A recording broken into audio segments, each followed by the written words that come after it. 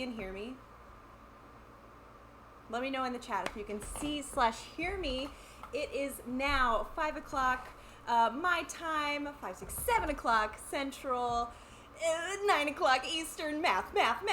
Hello, hi Munson, hi Great Job Nerds, hi Pathos, hello. Wherever you are, whenever you are now in a very sweaty video store. Please let me know. The reason I asked is because we have a box fan and our wall unit going. Our apartment is incredibly hot right now. I am dripping in sweat. Adam is walking up to the house right now. He just went to go get us some late afternoon, early evening coffee. There goes the dog. I think he's walking up right now, but welcome. Like I was saying, you are in a video store. I'm Stephanie Thoreson. I am one of your hosts. Walking up to the door right now is Adam Protextor, your co-host and fellow video store clerk. This is a show for people who miss sitting around and talking about movies. Here he comes. Video store stream. Hello, dog. Bork. We are set up over here in the corner. Go Cat, hi! Are we already live? We are live. Already live, hey, you can go to twitch.tv/UltraLoop and catch the show when we talk about speed. We are live, and we have Munson, Great Job Nerds, Pathos, and Glowcat in the stream, and the dog also messing up our shot. I'll get it. All right, while we go ahead and get settled in and maybe adjust this shot just a little bit more, you all know the drill. The first part of the show is What Did You Watch?, where we discuss in an open forum what we watched this week. And let that lead us down whatever little fun side streets or rabbit holes they may. And have just a little open discussion. Sweating? I'm sweating. Oh, yeah. How's our white noise? I think it's good. I asked if everyone could hear okay, and it seems like we're doing all right. All right. This looks like a nice, clean Aww. shot, I think. Alan. Okay. Let you scooch on in. Oh, this fan's off. Turn it on. Turn it on. Hi, everybody. Oh my goodness, I totally thought that I was like doing a fun little Instagram video and that I was going to try and transition it and go live on Insta, and I walked in and we were already live. Stephanie, thank you. Surprise. Got us coffee. Gosh, this light, y'all. I know. I'm coming in truly like a wrecking ball today. Truly on my Miley grind today. June, go lay down. Go lay down. And not only did I come in all, are we live? I have coffee. Let me adjust the camera. But the dog is now like, Papa's up. Time to do something. Oh my goodness. It's hot here, y'all. It is very hot in LA. It is hot everywhere, as we hear, but unexpectedly so. The thing about LA is that so many places, so many apartment buildings do not have central AC. Yeah. And a lot of them only have one wall unit or window unit. So what I think you're doing is describing our place. Yes. No central one wall unit. Yes. We have our ceiling fan above us, and I feel better. I sped walked 3 blocks from Starbucks outside, so I'm. It makes sense. You know. Let's all take a deep breath together. I'm happy to be here, by the way. Me too. There's your grande. Oh, thank you. Hi, everybody. What have we been talking about? Catch me up. Well, we just established that everyone can hear/see us just fine, even with all that good old-fashioned white noise. And I was just getting into What Did You Watch segment. Hell yeah, dude. I watched a lot this week. I cannot wait to hear what y'all have watched. Stephanie, did you watch anything without me this week? Other than television, no. I gotta, this is a good moment for me to remind everybody that not only can you follow the video store on Instagram, we're on Twitch, and follow me on Instagram, and follow Stephanie on Instagram at Protextor, Flock of Schmeagles, and you are in a video store. You can also follow this stream via me on Letterboxd at Protextor, same tag, but I mainly use it for this stream. You might notice, if you've already looked at the profile, that some of the things that y'all have recommended we watch ended up on a list called Community Picks from the stream. Mm-hmm. We also put our staff picks there. And also, if you want to cheat and know what we watched before the stream, you can check out our diary and see so. So that's what I'm going to use to remind myself what I watched. I love it. Did everyone have a good 4th? I hope so. Yeah, let us know how your 4th was. Let us know if you had any movies that you specifically picked because of the 4th. Or in spite of the 4th. Right. Yeah, I feel like my salad days of enjoying kind of America stuff, like around the 4th, was a younger thing. And I definitely feel very, like, radicalized and anti-American in most respects. But I love me some Hollywood blockbusters, and that's what I was trying to dive into. In fact, I made a little list that's over here of potential ones stuff I almost watched because it was stuff that opened on 4th of July weekend. I went so far as to Google that and try and find a few, but I definitely, I think I only watched things with, like, budgets over $100 million this past week, so I'm happy to talk about that. But first, let's dive in to the chat. Okay, Pathos says, I watched 3 things. Rewatched Zack and Miri Make a Porno, something I've never seen but have talked about watching recently, actually. Mm-hmm. RoboCop 3, and our movie club pick of the week, which we will get to in the 3rd segment of our show, Sped. Oh, I got 2 of them right here for you, homie. Look at that. Let's talk about Zack and Miri Make a Porno I haven't seen since theater. I remember thinking that this was really wholesome. This movie came out, and forgive me because my brain's in a weird muddle because I'm just having my coffee. You haven't seen it. Correct. I think that it came, you and I have talked a lot on the show and privately about how the era of aughts comedies, like, you kind of, was kind of the, like, bro-y aughts comedies was something that you kind of threw out the baby with the bathwater, much as maybe I threw out rom-coms in certain ways as a youth, or even Hollywood stuff as a youth. As a youth. But I feel like Zack and Miri, for me, came out right when I had arrived in Austin and felt very much like the wholesome, grown-up Kevin Smith. Like, it felt like it was ending that era where it was taking all the gross-out stuff and, like, starting to truly make it romantic in, like, a Judd Apatow way. I very much think of this movie as Kevin Smith's Judd Apatow moment. That's really sweet. I remember being not only confused by the title of this movie, but also, in a weird way, mildly scandalized, because I didn't just my brain was not computing. You had never made a sex tape with an SO when this movie came out? No, I didn't know what it was about. I'm just joking. Just completely joking. I didn't know what it was about, and also, what year was it?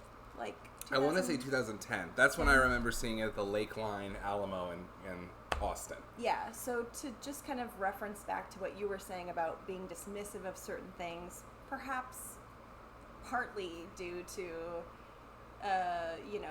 pretentious youth feeling or whatever. Like, I was me coming out of college, studying film, and, like, going to the director's wall at the video store all the time and being like, what is that? Zack and Miri make a porno? It's good. I liked it. What did you think, Pathos? But the thing is like, I've heard it's really wonderful and really wholesome and sweet. So. It's not, I wouldn't say wonderful. I'm going to back up on that because wonderful implies that it's like a wonderful movie. I think it's wholesome and sweet and a really solid comedy. I don't think it's not like, you don't need to overcorrect. It's not, don't get your hopes up. Oh, the hopes are not up. They're like pretty. It's about best friends who are living dirty and have to pay the bills and decide to sell a porno, and they figure that because they're such close friends, a little sex won't be a big deal, and then they catch feelings for each other as they're doing it. Wow. And then the movie kind of leads towards their sex scene, which gets increasingly more romantic, and the movie kind of flips you. Oh. It's a sweet movie. I basically agree with everything Adam said. All right, fair enough, Pathos. Yeah, you should watch it. I think you'd get a kick out of it. Cool, yeah. I mean, plus it's Seth Rogen and Elizabeth Banks. Mm-hmm. They're very watchable. I agree. Now, have you seen RoboCop 3? We'll get to Speed, obviously. Have you seen RoboCop 3, Stephanie? I don't think so. This is the much maligned RoboCop. In fact, back in my video store days, I was told, and here's the thing, I didn't see RoboCop 2 or RoboCop 3 until last summer in my life. And RoboCop is one of my top 10 movies ever. I'm a huge Paul Verhoeven fan. RoboCop is one of those movies I'll own on every format. I almost wore my RoboCop t-shirt tonight for the stream. But I've never seen the sequels because I always thought, well, RoboCop 1's like, this standalone work of art. Doesn't really necessarily need sequels because it's such... And if it's not Paul Verhoeven, who cares? That was my philosophy. And then it was very much doubled down to people I worked with. They'd be like, the sequels suck, especially the third one. Oh, the third one's PG-13, and the third one, blah, blah, blah. Everyone always gives the third one all this shit, and I watched them, and I thought the second one was okay, but mostly it was kind of a not as smart satire copy of the first one. And the third one's fucking incredible. Are you kidding me? It's the director Fred Decker, Night of the Creeps, Monster Squad, and the whole movie. Yeah, it's PG-13. Who the fuck cares? Who the fuck cares? I seriously... Who the fuck cares? Who the fuck cares? But, no, the third one is legitimately, especially watching it last summer, is, a legitimately anti-cop movie in a way that jumps the shark in such an interesting way. The third one is about basically, the systemically racist, classist, corporate wing of the cops being overthrown by protesters, and the good cops quit the force to join the protesters to bring down the police department. It's incredible. Are you kidding me? It rules. I love RoboCop 3. Anyway, that's my little rant, because I feel like people shit on it. Amazing. RoboCop versus Ninja. Yep, that was 3. RoboCop with a jetpack, yes. Also that, just fun. Clear toy tie-in stuff. As a movie, it's okay, but I just feel like they're trying to do something with that movie that's legitimately radical. I think if you Google RoboCop 3 radical, you'll find some fun think pieces on how baller its politics are, to be honest. That's I think cool. it's like RoboCop's the logical end point of the RoboCop train. If you're going to make a movie that's satirizing modern police and corporate culture, take it to the limit. Taking it to the limit, man. Uh-huh. Okay, I'm sorry. I'm caffeinated and ranty. I feel like I just smashed in like the Kool-Aid man. Alright. Glowcat. Hollywood Chainsaw Hookers. First of all, I'm just going to write this down. Add it to my list. Do you recommend Hollywood Chainsaw Hookers? I've never heard of that, but I've said it once. I've said it a million times. Glowcat, I feel like I depend on you for the picks of highly entertaining B-movie stuff that I've never heard of. Mm-hmm. So I'm going to add it to the recommended by... what am I trying to say? Glowcat? No, recommended... Oh, the community picks? Yes, community picks. Thank you. Like, what are you talking about? Amazing Nightbreed. We did a little mini dive into Nightbreed not too long ago. 3 or 4 weeks ago? Yeah, 3 weeks ago, I'd say. Glowcat, Fear Street 1994. Did Adam tell you why I was gone last week? Yes. You went and saw Demolition Man in the theater. That's incredible. First of all, top-down look. I love that you rewatched Nightbreed after we talked about it. Mm-hmm. I gotta watch Fear Street as well. Demolition Man, I love that we're coming into July on the same mental page with 90s action extravaganzas. Mm-hmm. Mm-hmm. But I did tell them, but as a reminder, the reason Stephanie wasn't here last week, that was last Tuesday, right? Yes. It was because you were working the premiere. I was working the premiere. The Hollywood premiere of Fear Street 94. Yep. And then Thursday, I will be working the premiere of Fear Street 1978? 78? Huh? 78? And then the week after that, I'll probably work the final installment. So I anticipate working the premiere of the entire trilogy, which is it was a great first week jumping into the fold of event production and management in Hollywood. And I saved you, I think I might have to kick this AC down a notch because I worry about the white noise. I'm going to do that real quick. Go for it. But I saved your seating chart Oh, cute. as a memory box item because who was in attendance at the premiere? I'll let y'all know who was in the VIP section. None other than R.L. Stein. All right, I walked by his pod. I knew where he was supposed to be sitting. I was working GA because it was my second or third event ever. Hopefully I'll move on up to VIP pretty soon, but I didn't see him.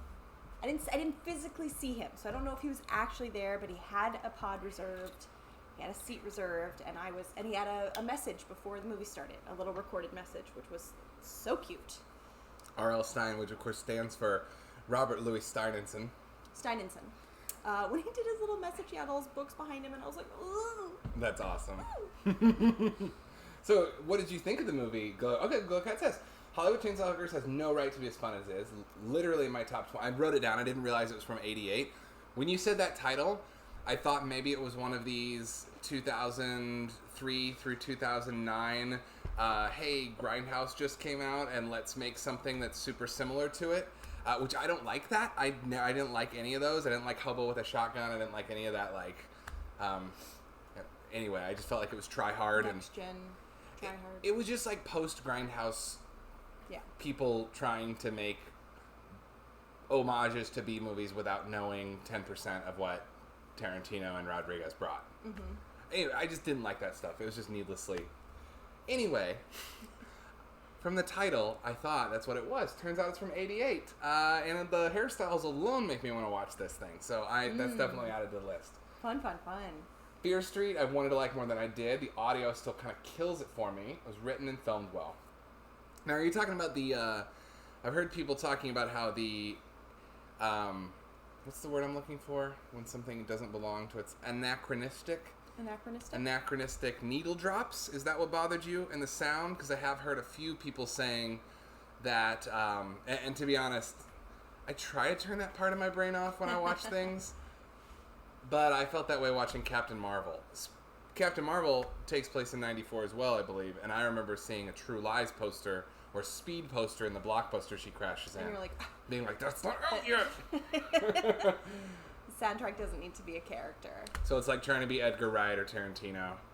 I did hear people comparing it to Scream and in general like 90s meta horror, so... Yeah, and to be honest, I did not actually physically get to watch the whole movie. I caught, probably about 30 minutes of solid standing still watching different parts, but I intentionally walked away for the end. I did catch a few like key moments that I've heard people talking about, but big gets. Yeah, but I'm excited to actually watch it. And then Demolition Man. Demolition Man is just one of those. We're not doing our double feature. We got to do double features. We got to go back. Oh sure. Let's talk Demo Man real quick, and let's do a Dewey's. Okay. But am I? I cannot tell. Am I a little intense right now? You're fine. I think we're both a little hyper, coming in hot with the Kool-Aid Man energy. Yeah, coming in hot because it's been really hot and we've been lounging around. Well, you were cleaning and I was in the bathtub reading the Tarantino book. And then I ran to get coffee. Okay. Demolition Man is like, I feel like a really fun, nostalgic watch because it's one of those movies, I hold it very much in my heart, very close to Johnny Mnemonic and Virtuosity, in the sense that I know it's not good and I don't care at all. I know that like it's kind of a B entry into its genre cycle, but I just, that era of 90s action filmmaking is so near and dear to and formative for me that I will gobble all of it up happily every time and ask for more. Like a little action flight. I hope they learn from their mistakes in the next two. The characters or the filmmakers? Hadn't seen DM in over a decade. Loved it. Clear they were having a lot of fun.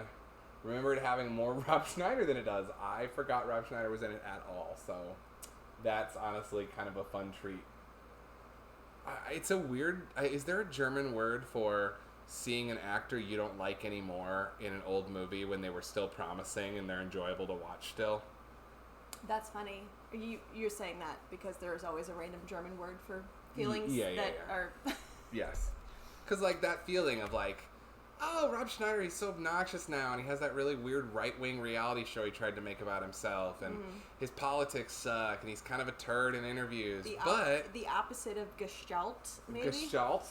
The opposite. What is Gestalt? Gestalt is like, okay, somebody correct me if I'm wrong, but Gestalt is like taking pleasure in someone's pain. That's Schadenfreude. Schadenfreude. Gestalt is something to do with like nostalgia, or no? Let's look it up. Okay. You know what I mean, though. Like, I don't really particularly, and I don't think of myself as someone who dislikes actors, but Rob Schneider's kind of annoying these days, and seeing him in an old movie, it's fun, though, because you're like, you're fun, you're young and fun. So the opposite of Schadenfreude, maybe. Gestalt. Oh, girl, this is an artistic thing that we would have to think about. A Gestalt is two or more things that are so close together they are perceived as one thing. Oh. More than the sum of its parts stuff. That's what, yeah. Gestalt is more than, there you go. Ah, look at that. Look at it. Thank you, chat. Thank you, nerds and GoCat. Thank you so much. Thank you so much. Let's do a Debbie feature run here. Okay, quick. Zach and Mary make a porno. Oh boy, Zach and Mary make a porno. How about I Am Curious Yellow? Okay. I Am Curious Yellow is I haven't seen, but I know that it is an art film in which a filmmaker and his girlfriend make a sex movie about her with someone else that may or may not be real and may or may not be a film. Anyway, RoboCop 3. I'd say Assault on Precinct 13. Some more like cop action, or Maniac Cop. RoboCop 3 might be good with Maniac Cop. Speed. We'll get to. Hollywood Chainsaw Hookers. I feel weirdly like it would be good with From Dusk Till Dawn, even though I don't know anything about it. Just kind of based on the idea that, like, it's a horror sex genre explosion set in one location. I thought you were going to say Frankenhooker for sure. I don't know enough about it. Frankenhooker's such like a... Yeah, maybe. Who knows? Nightbreed, Bride of Frankenstein, and Fear Street, I don't know. Demolition Man, Johnny Mnemonic. Those are mine. Well. Deuce Bigelow. Adam, laugh at my joke. Hold on, I'll scroll up.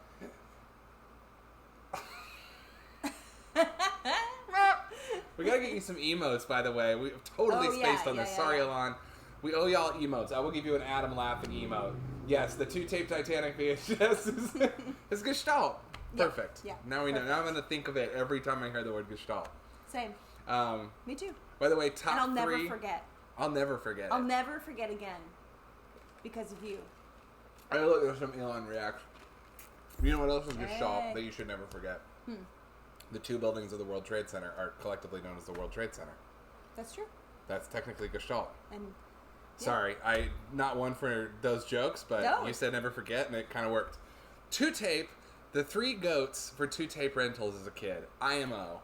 For me, the ones I most fondly remember being like, it's time for tape 2, bitches, were Titanic, Scarface, and Braveheart. I wore those out. Yeah, Titanic for sure. Did anyone else, like, just sometimes be like, we're good? Anybody else? Satisfaction. No. We're good? Like, you'd watch the first tape and be done? And just be like, you know what, next time I'll watch the second tape, but I'm gonna go for a walk. Absolutely not. I did that sometimes with Titanic. I was like, you know what? We're good. You're like, what is that Friends joke where Phoebe grew up with her mom turning off Old Yeller 10 minutes before the ending every time? Yeah. That's like you. You're like, yeah, that movie with the super abrupt ending. No, I mean, I would. About the couple? I would go back to it, but, you know, it's like, I'll just live in this reality for a minute. Dang, that's interesting. Yeah. Look at you. Someone's Escapism. uncomfortable with death. Ow! A Casino for Munson. That's a very adult pick. I love it. And Gandhi for Great Job Nerds. Very adult picks. Oh, yeah. Yes, for sure. Sound of Music. Oh, same with Sound of Music. Love it, Sometimes yeah. just, you know what? We're good. Let's go for a walk. We'll leave it at tape 1 for now. Doesn't tape 1 of Sound of Music end with them being caught? Well, maybe like 20 minutes before tape 1 ends. Okay. I'd be like, okay. This is you. Be like, well, they finally got caught. That dirty family finally got caught by the Nazis. So time to take a walk and just live in this reality for a second. Okay. Yeah. Okay, let's keep watching through what y'all watched. Okay, cool. We got y'all watched a lot this week. I love it. To be honest, my watch list is not super interesting this week. Who cares? It's all blockbusters. Okay, that is interesting. That is fun. I'm excited to talk about Speed a little later on, I will say. Okay. Munson. The 4th was good. Spent time with the fam. Took the kids to see BB2. Boss Baby 2. Meh. Which I have not seen either Boss Baby film. I'm unfamiliar with the BBU, the BBCU. Watched a few episodes of iZombie, which rocks. You know, I've always wanted to get into iZombie. I really like Rob Thomas, not to be confused with Rob Thomas of Matchbox 20. Rob Zombie. No, that's Rob different. Zombie. Rob iZombie Thomas, who also developed and show ran Veronica Mars and Party Down. Yeah. And I really like those shows, and never got into iZombie. Only Be On for 20 Minutes is going to see this summer's Soul Doc. That's amazing, Munson. Yeah. Where are you seeing it at? That's been advertised all over town. We were just saying, I bet that is, I mean, knowing how good of a anecdotal storyteller Questlove is, and also knowing that he's like an encyclopedia, I'm sure I'm sure it's fantastically entertaining. Like, I have so much faith that it rules already. Yeah. I haven't seen a trailer or anything. I was like, Questlove made a documentary about his musical influences. It's going to be incredible. Yeah. That's rad. Okay, I'm skipping over what you watched. Great job, nerds. I will come back to you. Promise. Want to catch up with Munson here. I love the Ghana poster for Scream. Okay. Tons of Veronica Mars alum in iZombie. Local AMC, only place playing it. Cool. We'll support AMC, buy some stock. I have AMC stock that I'm hoping gets squeezed and gives us some more money to buy more movies for this show. We'll see. Read that as Rob Zombie, and I saw Dave Thomas. Oh, yeah. Wedge said Rob iZombie, Dave Thomas, English muffins. Love it. Okay, I'm going to scroll up. I wish we had someday we'll have a producer. And that producer will put the pertinent chat messages up so that we can follow threads, so we're not ourselves. Or you could just zip through a whole bunch of comments and then.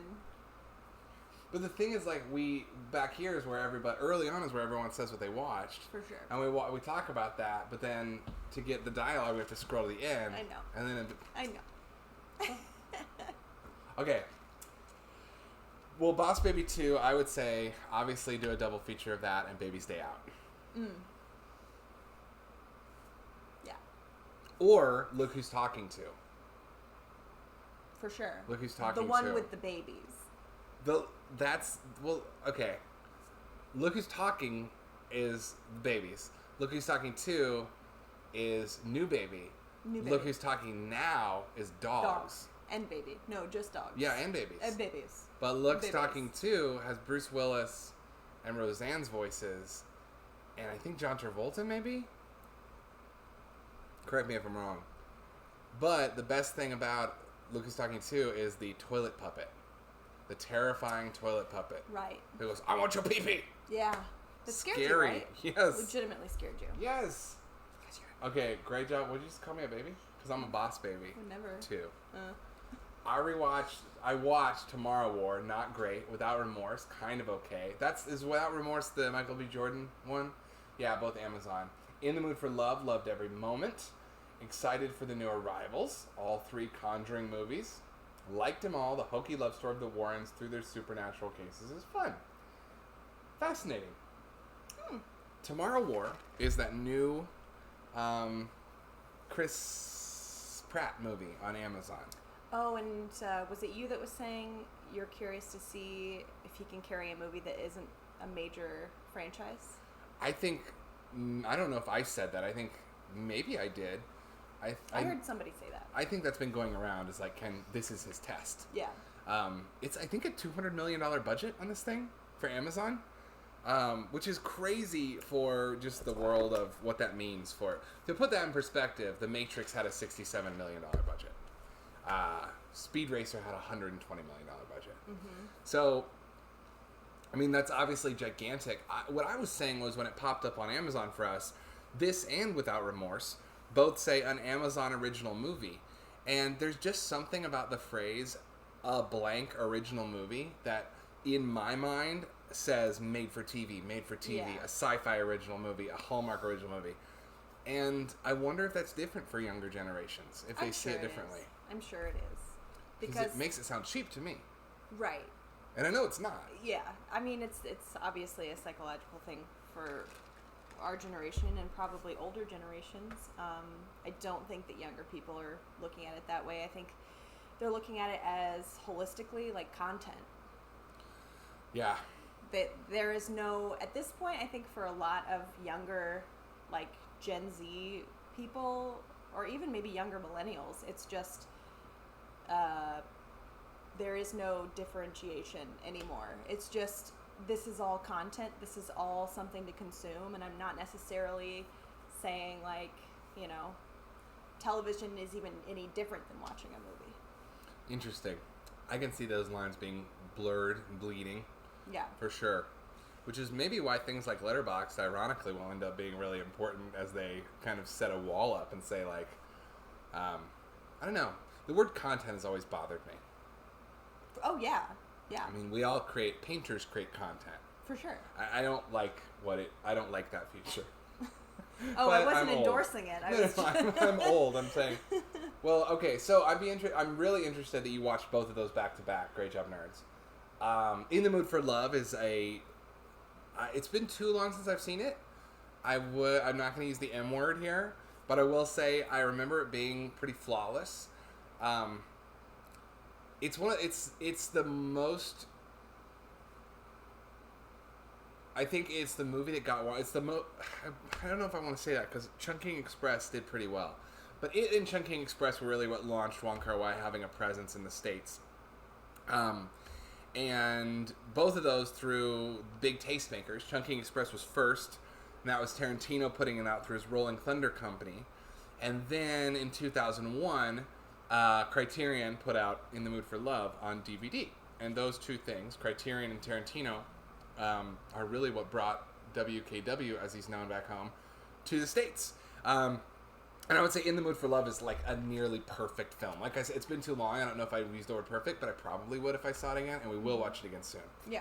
I haven't seen it. It was on our short list for, like, part of May and part of June. I'm going to quickly look up how In the Mood for Love is connected to his other movies. Y'all, I just want to say, I don't know how much of y'all actually physically watch the stream, but if you see me look like I'm doing some weird slow dance, I messed up my back this week, and so I have to, like, kind of wiggle and move a little bit. Wiggle and move. And hold my hips together because they're falling. Well, I'll have to look this up later. I'm not going to find it now, but I do know that In the Mood for Love, 2046, and Ashes of Time are all connected. Mm-hmm. The Wuxia story that's being written is Ashes of Time and blah, blah, blah. Mm-hmm. Did someone say that in the chat? Oh, no, we talked about it a few weeks ago on the stream. Oh, well... Not that it's not worth revisiting. I have to repeat it in case people weren't here. Yeah. Go for it. It's not just you and me. No, I know. So some things have to be repeated. Well, fair. I don't know exactly how they're all connected, but I kind of wanted to break that down because I find it interesting. Oh, it's very interesting. I mean, give a little breakdown. No, it's okay. You don't have to backpedal now. All three Conjuring movies. I've only seen the first Conjuring movie. Have you ever seen any Conjuring movies? Just the first one, I think. I did not know that it was like an ongoing story of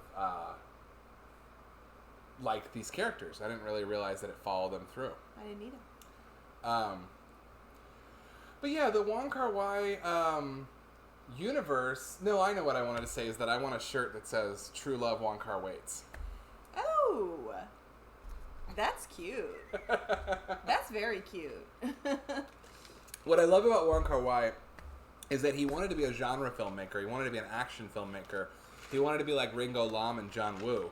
And he ended up becoming really known for his hyper-stylized love stories. And sometimes, I know that back in the day, I would resent that In the Mood for Love was so popular because it's by far the cleanest, most, like, smoothly made of his films. And all the other stuff is, like, a lot more, like, handheld. Like, Christopher Doyle was his DP on several films, and they just have this, like, flashing, shuddery, weird shutter speed, multicolor, handheld dreaminess through the world of Hong Kong. And that is Wong Kar-wai's aesthetic to me. And In the Mood for Love is like his formalist calm piece. Mm-hmm. And like him being like, I can be a master filmmaker as well. Mm-hmm. But it's really interesting to see how the two intertwine, and also knowing that In the Mood for Love is a period piece versus the other ones, which are about youth in Hong Kong. And you can see how the style matches the characterizations and the time with that freewheeling spirit. Mm-hmm. And now that I'm thinking about it, I think how they're connected is the sci-fi story being written in the Mood for Love is 2046, and the wuxia story referenced in 2046 is Ashes of Time. Yes. And Fallen Angels and Chungking Express is technically a 2-part ensemble movie, if you watch them back to back. We'll get into it.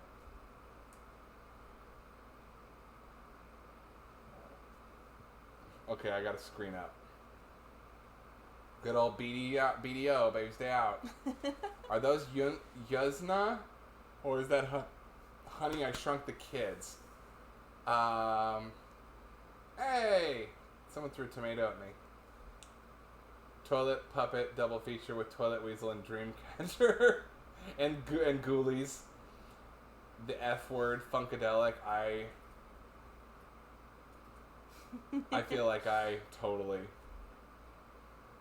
missed something. Anyway, In the Mood for Love is a masterpiece. The M word, there it is. That's what it was. Marsupial. In the Mood for Love is a marsupial. And I can't wait to watch it again. But I also can't wait to crack open the messy egg of his whole filmography. Did you ever see My Blueberry Nights? I don't think so. With Nora Jones and Natalie Portman? Maybe? That was his very poorly received U.S. film. Yeah. And I think the reason is because I think American audiences watching hyper-romantic, slow-paced dialogue and dreamy needle drops in another language feels like art, and watching it done with Natalie Portman saying the same lovey lines over and over and again feels like corny. I think that sometimes the cultural distance and the linguistic distance allows us to be less judgmental of something. Yeah. Yeah. When it's in our own language with actors we recognize, we're much more likely to try to poke holes in it and say, you're just doing this trick. And when there's that slight cultural difference, I think that we become more open-minded viewers. Yeah, I'd say that's fair.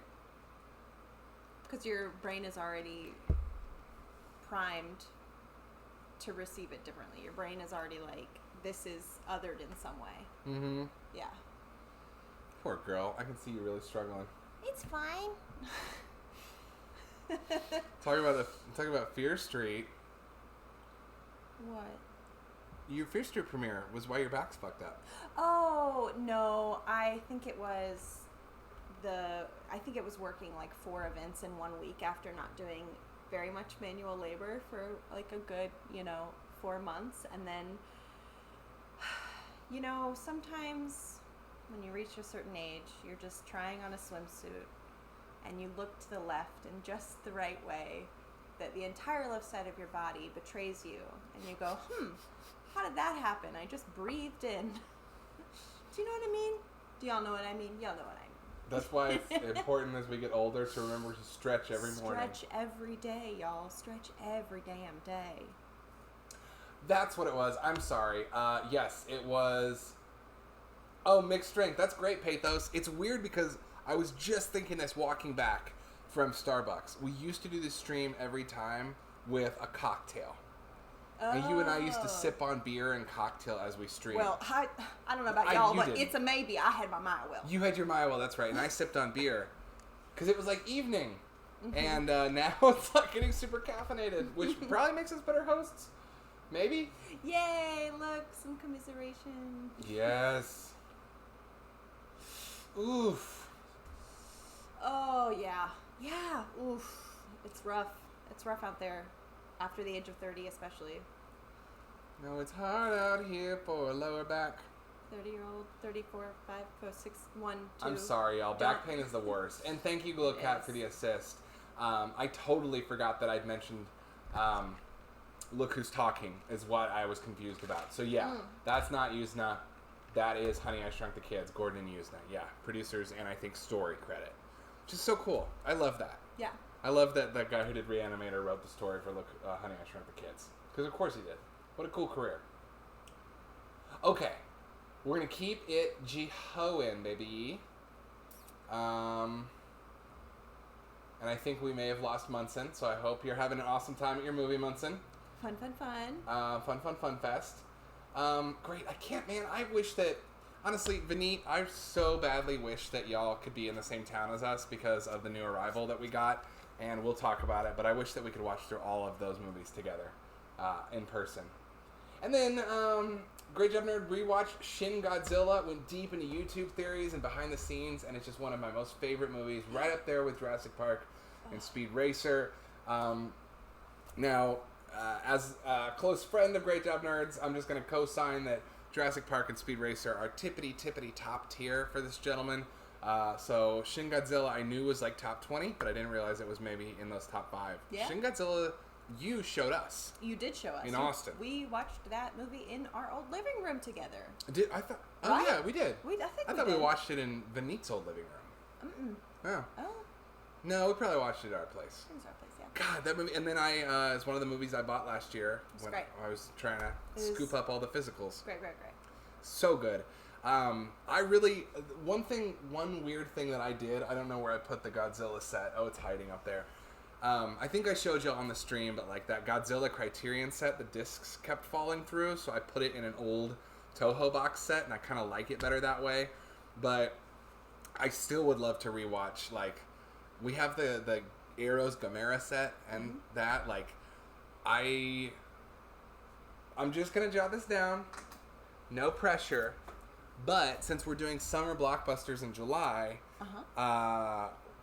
one thing that is a blockbuster for other parts of the world, not as much for us, are kaiju films. Oh, yeah. And maybe we could do a kaiju movie. Obviously, Godzilla vs. Kong, Skull Island, Godzilla remake, both of them have been America's version of that. But I would love to go watch, like, a blockbuster monster movie from Japan, like maybe Shin Godzilla. Hello, maybe it's been a few years for me. Shin Godzilla. What would you double feature Shin Godzilla with? It's interesting because it's almost like a continuation and a reinvention of the Godzilla myth.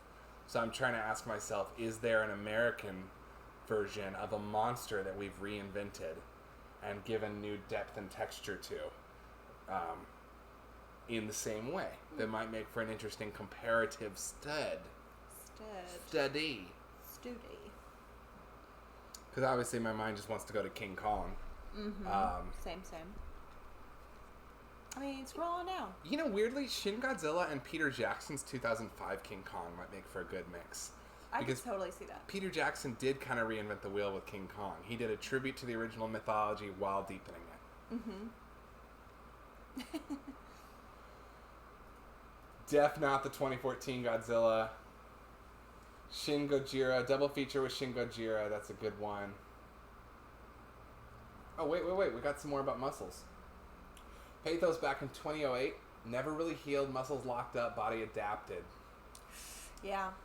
It was your place. I remember this story about the Godzilla set. Go Cat, yes I did. Now I'm getting called out for repeating myself in the chat too.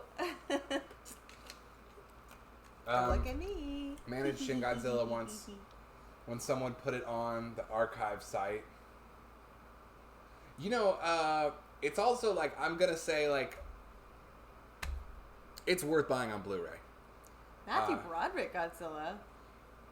Yeah. Where was I? You were in 11, 12? You turned on the TV. You saw Yo Quiero Taco Bell from a little dog doing a stereotype accent that I just did. Yeah. And then Godzilla leaned down to the Taco Bell window and went, and they went, Taco Bell, Godzilla, things are getting deliciously big over here at Taco Bell. You don't remember this whole... No, you're kind of blowing my mind because I feel like, do I remember that? That was the Matthew Broderick Godzilla. I never saw it in theater. I rented it. My mom rented it for me once. Is that on a one... sick day? I fell asleep 10 minutes into it. I never finished it. I've never seen the Matthew Broderick Godzilla. I've always wanted to. I love the art. Love the advertising campaign. I love the creature design. I love Taco Bell. Tried it as a kid. Bored me to tears. Is that the one that ends on a highway bridge? I don't know. Let's ask the chat. I don't know. Oh, okay. Let's just say here that real quick. First of all, Matthew Broderick Godzilla looked like a big-ass iguana. Fair. Nothing is as bad as the 1960s adaptation of Sir Arthur Conan Doyle's The Lost World, where all of the dinosaurs are just macro shots of lizards. It sucks. Right. God, it sucks. I hate when that's done in old sci-fi movies. And, okay, remember the P. Diddy song? Oh, yeah. So that's what? The Led Zeppelin riff? That's it. It sounded exactly like it, right? Yeah, that was it. You nailed it. So I never knew that was Led Zeppelin. I thought that was a badass rap song. And then when I heard the Led Zeppelin version, I was like, give me Puff Daddy on this. The Godzilla soundtrack... Jimmy Page and P. Diddy. ...was huge for me. The Godzilla soundtrack was a touch point for me that was huge. I never saw the movie, but I bought the soundtrack based on the names of the artists that were on it and based on that song. And it's that and Batman Forever are the two soundtracks of the 90s for me. Godzilla, the soundtrack, I wore out on my boombox dancing to in my driveway. It's got it introduced me to Jamiroquai. It introduced me to Ben Folds 5. It introduced me to Puff Daddy. It introduced me to Rage Against the Machine. It's a wicked badass little album. Wow, okay. Oh, Green Day's on it. Green Day, it was my first Green Day song, my first Jamiroquai, my first Puff Daddy, my first Rage Against the Machine, and my first Ben Folds 5. Like, that album blew my little mind and opened the world of music up to me. Interesting.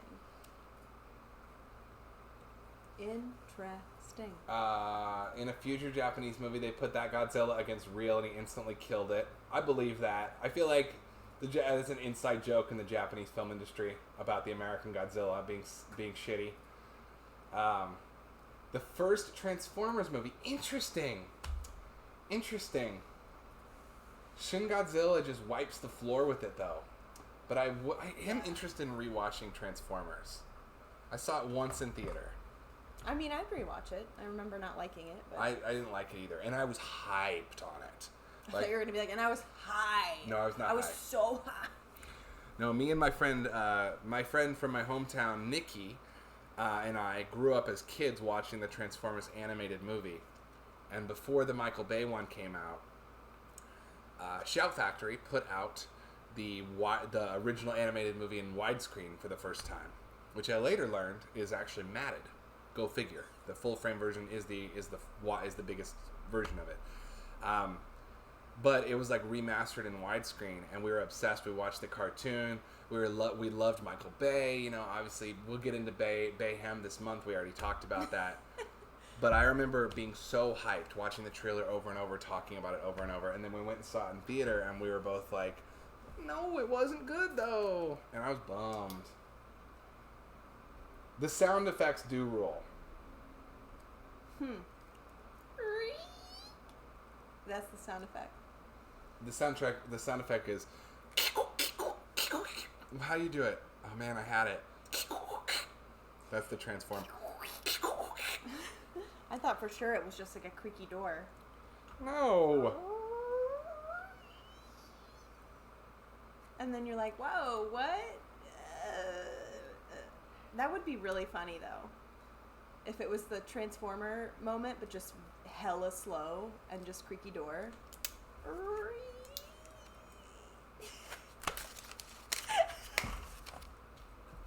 Adam hates it so much. What is that? No. Dang, denied, rejected, shut down. Oh, but I forgot. I just remembered that I pre-ordered months ago. It doesn't come out till August, but I pre-ordered the 4K Transformers Steelbook. Yeah. Not of the Bay one, of the animated one. Oh, okay. I feel like. Am I losing my head? Am I losing my mind? How could I ever been so blind? I was waiting for It was all too fast. Only what I have to. And no one meant to do bad things to you. I'm scrolling through the chat in case you're wondering. Okay, I love Shin Godzilla. That's where we're at. You love Shin Godzilla. Yeah. Okay, and then I think maybe that brings us to... Is that it? I know Wedge said something. Wedge said that they watched Speed together, and that's all he watched this week. But what up, Wedge and Abby? And thank you for watching Speed. I can't wait to talk about it today. Yay!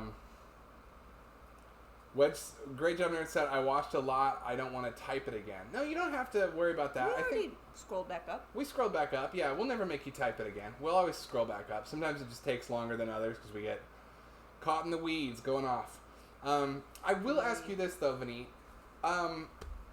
You liked all the Conjuring movies. Did you have a favorite?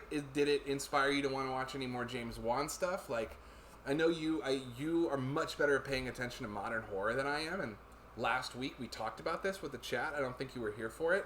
We talked about, I think Munson and Glowcat and I'm forgetting, so forgive me. Y'all forgive me.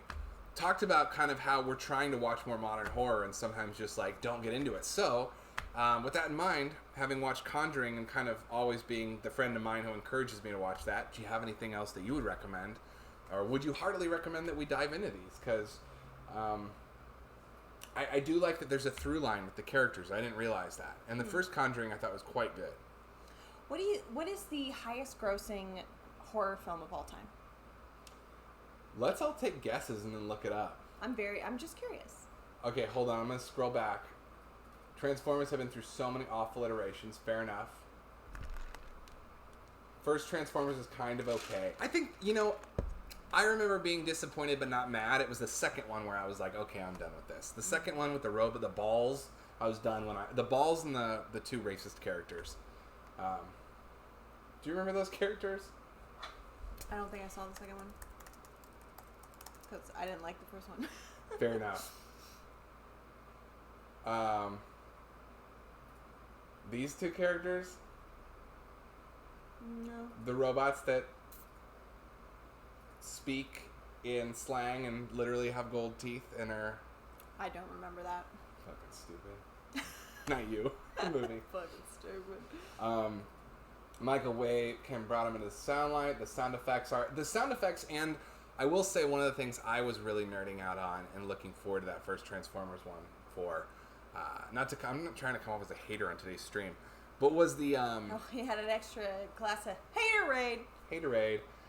Was the detail to which Michael Bay wanted to go into with the actual transformations, and I do remember being incredibly impressed with that animation. And then that was also kind of the franchise's Achilles heel, too, because... it was the thing that brought you in was like, oh my god, they're like really taking transformation seriously with like the gears and where everything goes. And then by movie 2, by movie 3, it was like, can we dial back the detail? Because I cannot tell what's going on here. And that's where you start to remember like, maybe it's okay that it's just blocks of metal colors and forming cars and I don't need to know where every... And that's right. Okay. And then Wedge said, love Shin Godzilla as well. I only ever watched the TV show to watch the Transforming. In that respect, I loved it. And Pathos said Bumblebee from a few years back was amazing. Oh, I remember lots of love for Bumblebee. Yeah, I would like to watch that. Yeah. I'm going to write that down. And Just draw a bumblebee. I will. We'll know. We'll know what that means. We'll know what it means. Okay, here's my bumblebee I drew. Okay. No, you can't because there's secrets on there. Secrets. You don't get to see the bumblebee. You don't. Okay, fine. Now you see how much I pay for second sequels. Oh, they're not real. That wasn't the secret. The secret was the movie titles that I'm going to pitch for Movie Club that I didn't want you to see. Okay, the first one is great. There are 2 scares I remember being super damned effective and some well-done effects that enhance them. And the new one's great. The Haley Steinfeld and John Cena are great. I love how we're juggling these 2 combos. Cool. Okay. And then Pathos said highest growth. So anyway, thank you. Great job, nerds. Yes. I think I want to dive back into those. I also just makes me want to go on a James Wan kick again. I love Death Sentence. I want to rewatch say, that. I don't remember a robot scrotum, but I was just sad about that. Feels appropriate. Yeah, I was just sad about that. It's basically, it's in the second one, so you never saw it, but it's like John Turturro's character like looks up, and they're like, where are you located? And he's like, I'm underneath its balls. Oh. And then the camera pulls up, and it's a giant transformer with 2 wrecking balls between its legs, clanking back and forth. Yeah. No. Yeah. Oh, I just no. It's it's not like a funny it's like drawn attention. Like it gets a insert shot. There's a line of dialogue. It's there for you to notice. Ooh, baby. Yeah, that's right. I hated that shit too. Great job, nerds. Hated that shit too. And great job, nerds. Also watched Insidious, and he has a style. And all. I love him because he started so over the top with Saw and Dead Silence and Death Sentence, and I love how he kind of helped, he kind of followed in the footsteps of the Ty West House of the Devil indie style, people rediscovering that you could prove your worth as a filmmaker by going back to the kind of slow-paced, character-driven vibe of something like Rosemary's Baby or The Haunting, and create an atmosphere. And then James Wan was just like, fuck it, you know what, I'm really good at atmosphere. And then once he made a name doing atmospheric things, he's like, but I also love to fucking while out, so give me Aquaman. I really like his career. He's cool. Okay. Pathos asked, franchise or movie? I think you meant horror movie, standalone. Yes, I did. So highest grossing horror movie of all time. I'm going to go into my mind palace and try to see if I can discover the answer before we Google it. Okay. If anyone wants to take a Google free guess, drop it in the chat. Don't cheat. We'll know if you cheat, because if you get it right, we'll assume you cheat. Just joking. Okay. I have a few... On its initial run.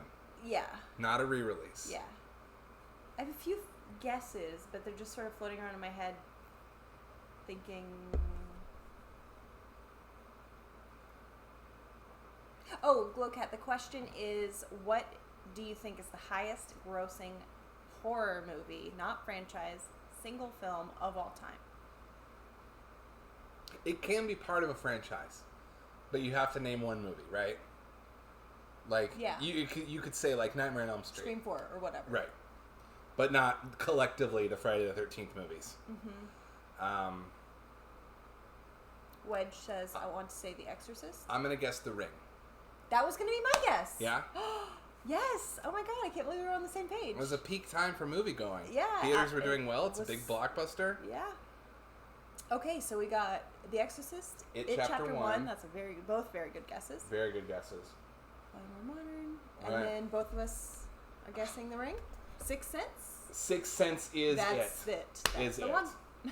Yeah, but will we call it a horror movie? I know. Let's look up. Well, let's see, because I don't know if I'd call internet Sixth Sense a horror movie. I don't think I would. I would think I would call it a supernatural thriller. As would I. Even I would even call it a supernatural drama. Drama.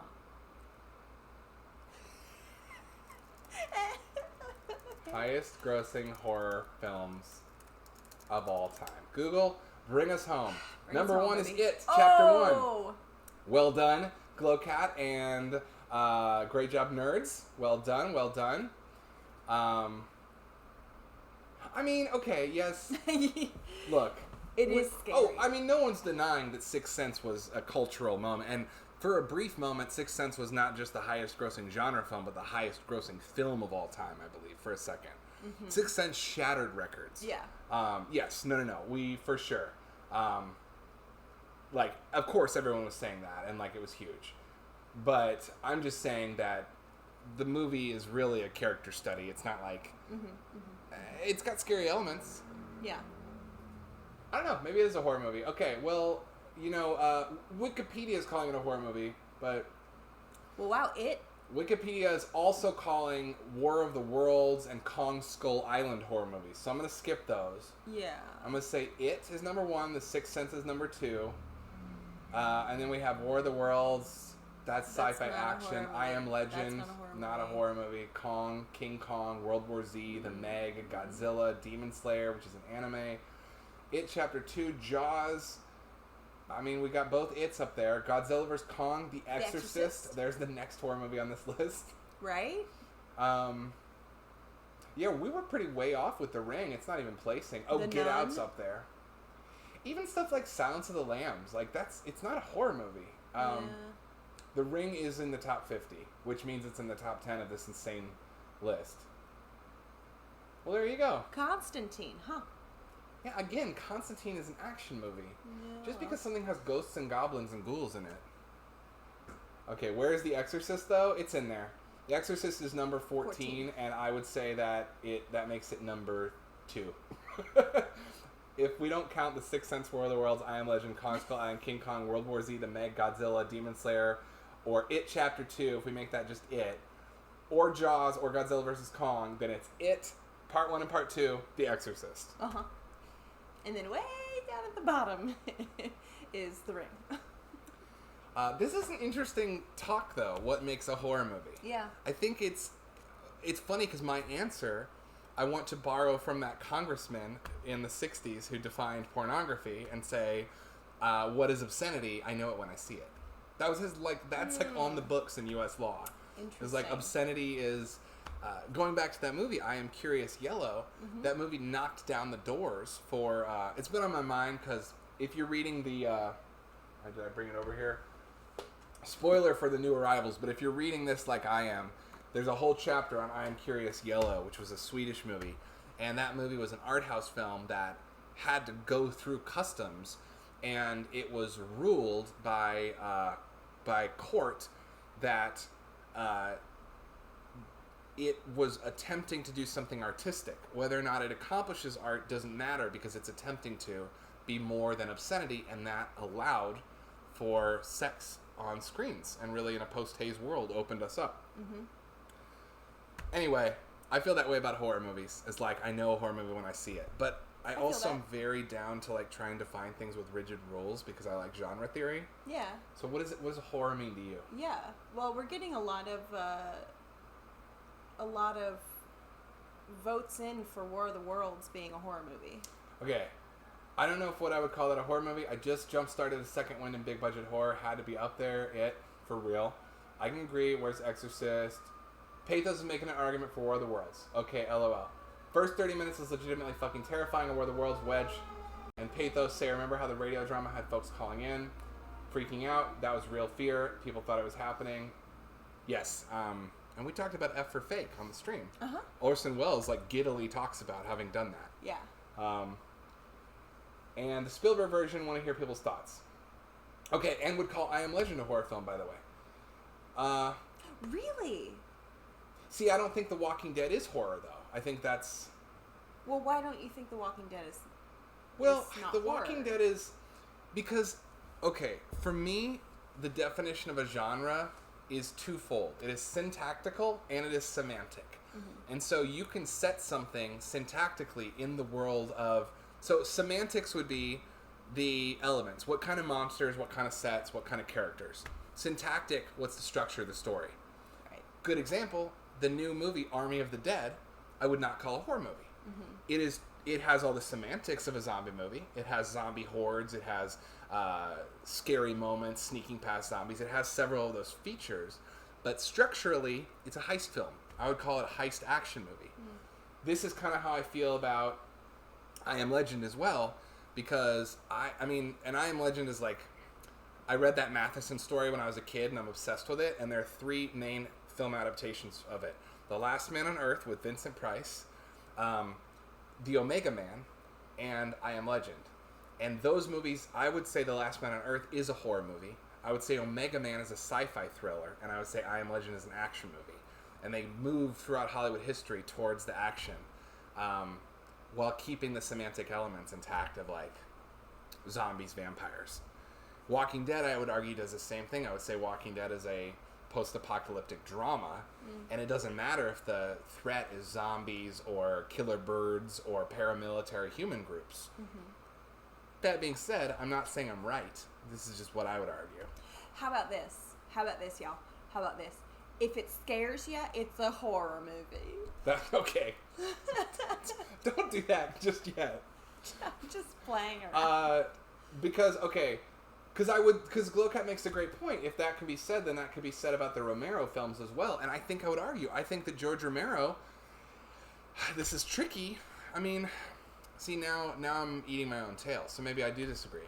Because I would say Dawn of the Dead is a horror movie, and Day of the Dead's not. But technically they are, so I guess it just determines, like, I guess it really is, like, I'm trying maybe to put too narrow of a boundary on this with syntax and semantics. Because you make a good point, Glowcat. Like, if the semantics of it are zombies, but we're exploring something else, the world is still horrific. And I also would disagree. I know you were joking, but I would disagree with the idea that it has to be scary to be a horror movie. Right. There is a really interesting feminist film essay I used to love back in the day, in which the author was comparing pornography, horror, and melodrama, and saying that these were all the same genre because they were all functionally trying to reach through the screen and get you as an audience to have a physical reaction, whether that's an orgasm, a scream, or crying. These movies want to make your body do something. And so I guess a horror movie, you could argue, by getting your pulse up, like, is... But thrillers do that too. Action movies do that too. Yeah, and comedies make you laugh and release endorphins. Yeah. So... Yeah. Well, to be fair to this essayist, I think it was written before the Well, no, that's not true. Fuck, well then you punched a hole in her theory. I mean, I feel like genre is so complicated, and on paper, or like when you try to break it down to its base elements, it's straightforward. But when you get into discussions like this, it's like, what about cross genre, and what about subgenre, and what about like the evolution of a specific type of genre, and how, Yeah, I mean, not everything's going to fall into an even box. Exactly. For sure. But it is interesting. It is interesting to argue about specific films. Because, yeah, once you get into the messiness, you can say, well, this borrows this and that. And you can kind of see the massive, unending Venn diagram of influence everything has. Totally. But it is interesting to argue about one specific thing. Mm-hmm. So just to scroll back, pathos, focusing on more on the human interaction, the Romero films are about imminent doom, which I kind of agree with and kind of don't. Because the Romero films do use that as a device to keep people inside. But Walking Dead kind of does. I've only seen season 1, but Walking Dead kind of does that too, with the world itself being threatening. More content, more focus. Glowcat's making an interesting argument, and maybe this is a really Glowcat. I think you're making a more prescient point than you even intended, because this is why it's so hard to categorize genre towards television, and why maybe comparing these two things is a losing battle, period. Because you're right, that within the confines of a 2-hour story, you're going to have a different sort of generic focus. Mm-hmm. Wedge saying plenty of horror movies are not scary. What is a horror movie where the goal is what to scare, or what? Really quickly, I want to go back to War of the Worlds. I will say the Spielberg War of the Worlds does have some of the most terrifying sequences in sci-fi movies. The opening sequence with the streets cracking, the fleeing the city, the sound design of that alone is horrifying with those big alien sirens. And then later in the movie, you get straight up horror sequences. The basement, Tim Robbins' character's basement, where they're evading the aliens, that's a horror movie sequence. But I would argue that that's Spielberg playing with the language of a genre for a scene. That doesn't mean the whole movie is that.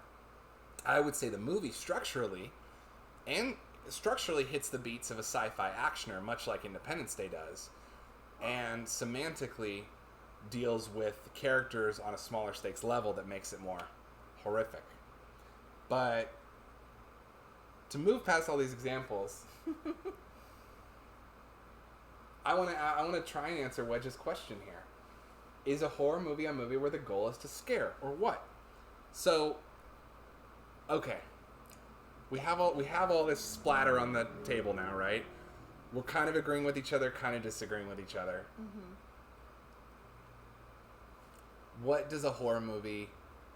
What defines a horror movie?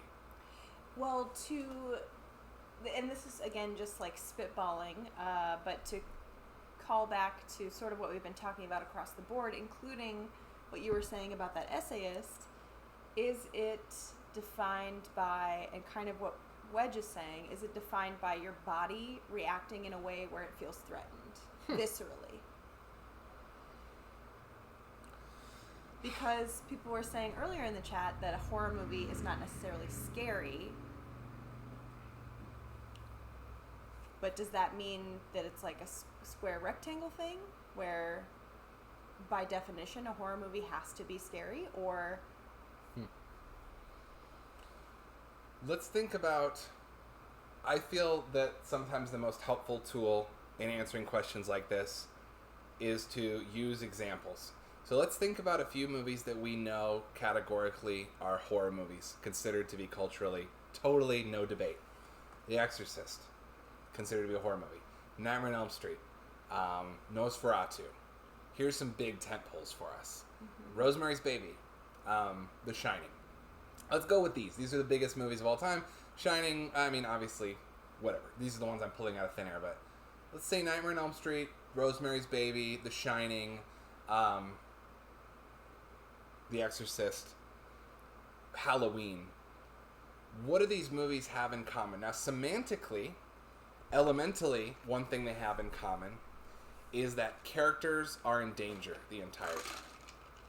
Whether it is someone's soul being tormented by supernatural elements, as in Exorcist or Rosemary's Baby, or whether it is Jonathan Harkness being threatened by Dracula in Nosferatu or in Dracula.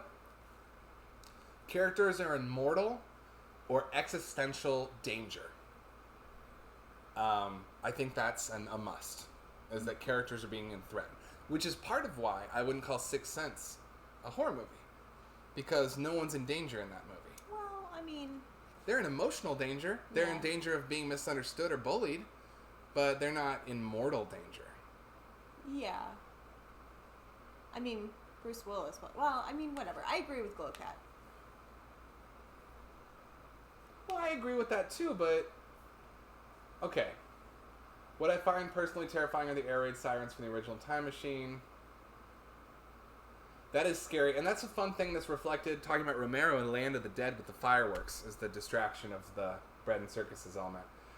But hold on, because it is too subjective, but I also think that saying it's too subjective is like, I think dodges the question a bit. Yeah, but I think you're trying to be too much of like an analytical purist because you love genre and genre theory so much. Yeah, but I'm trying to be challenged on it. I'm trying to say, let's look at what are the touch points. But I'm trying to like define it to see if it can be defined. Not to argue that it should be, but to see if we can as an exercise. Yeah. Like if you were to look it up in the dictionary. Yeah, but I'm trying to define it by elements of structure and what's on the page. Mm-hmm. So you would say, okay, let's take a really simple genre. The American gangster picture, big in the 30s. What defines an American gangster picture? Crime, elements of crime set within a world of crime. Gangsters and cops are in conflict with each other. there will be a rise of riches from the criminal, followed by a fall. A rise and fall defines every movie in that genre cycle. Tommy guns, structurally, it's about a character succeeding and then failing. The elements, the semantic elements would be cops, robbers, Tommy guns, shootouts. So with a horror movie, obviously any genre is going to be subjective at a certain point. But what are the core elements of what are in a horror movie? I would argue that they are characters being directly in crisis, and structurally, I would say that the structure of a horror movie is people who live in a status quo, whose lives are disrupted by something that threatens not just their livelihood, but their existence. And then that threat makes us as an audience also contemplate our own existence being threatened. I don't know. It's really hard. Like, I feel like I want like a Socratic group here. By that definition, and also to what Pathos and Glowcat are saying, then Sixth Sense is 100% a horror movie. Haley Joel Osment's character is in danger. The ghosts kick the crap out of him. The ghosts don't hurt him in that movie. They just scare him. But he's in danger. I mean, you know, he doesn't know that he's not, but he is in his mind. Horror of feeling. Are they trying to... Yeah, I mean, I see what y'all are saying. Sorry, I'm really, like, enjoying this debate. I feel like you're trying to end it. Well, I just think... I'm not trying to end it. I just think you're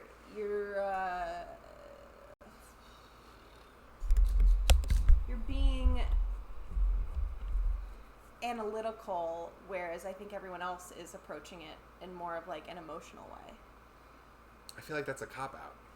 I don't think it's a cop-out, because, like, really, you could, I feel like horror is, you know, kind of the best genre to have this debate about, but you could theoretically have similar debates about any genre. Well, yeah, I mean, that's which is what you were saying about... That's why genre theory is fun, but, like, I'm just saying that it seems to be that every other genre, you could analytically line it up. Mm-hmm. And sure, you can get into the weeds talking about any one movie, because nothing is going to fall, and I'm not trying to create rules and standards that everything has to abide by. I'm just trying to get a direction on the compass. Mm-hmm. Because every other genre does have very clear rules for what make it... So, here... We know what make an action movie an action movie. Mm-hmm. The elements of a chase, explosion, stakes. There's things at play there. Mm-hmm. And then that may be a little bit more characterizable, but then like a comedy and a horror feel like, yeah, they are, like, to subjective. Concede to what you're saying, subjective, yeah, in the sense that they're how they make you feel. Mm-hmm. But a comedy I don't find funny is still a comedy. Right. So how do I define a comedy without finding it funny? Mm-hmm. Sorry, I just love that. I'm gonna scroll up. Yeah, I want to see what some folks have to say. If it's trying to elicit fear, is it a horror film? Maybe that's what it is, trying to elicit fear. Yeah, and that's what I was saying about, like, is it defined by it trying to elicit a specific visceral response that tricks your brain into thinking you're threatened. And Wedge makes a good point that sometimes it doesn't challenge existence. Sometimes it's things trying to communicate and scary, but might not be, which is Sixth Sense, as well as, like, The Haunting. I'm thinking about the Conjuring movies. I would call them traditional. They're melodramas. Horror movies with spooky things. No, LOL. Whether or not you are actually affected by it, what is the intent? I think that's a really good point. Mm-hmm. Intent. Mm-hmm. Because I would look at something like The Haunting or Sixth Sense and say, it's funny, because here we go. I think The Sixth Sense I wasn't ready to call a horror movie, but The Haunting or The Conjuring I might. Mm-hmm. And you're right, they are, like, spooky. Yes, and, like, Alien I think is a horror movie. But Alien also functions as a slasher. So it's easy to call it a horror movie because structurally it's a slasher. Structurally, it works like every teen slasher does. Group of characters, one location, one threat, kill them one by one until we're left with a final girl who takes on a masculine phallic object and defeats the killer. Mm-hmm. So Alien is a slasher. and therefore it's a horror movie. I think maybe this is why horror is so hard, is because horror is actually several subgenres. And that's the point I was trying to make earlier, where I was saying when you're thinking about genre theory in these broad strokes, you have to consider the subgenres, and horror is one that you can, like you just did with the slasher movie, you were able to break that down in 2 seconds. Right. Of what falls under that umbrella of a slasher film. And those are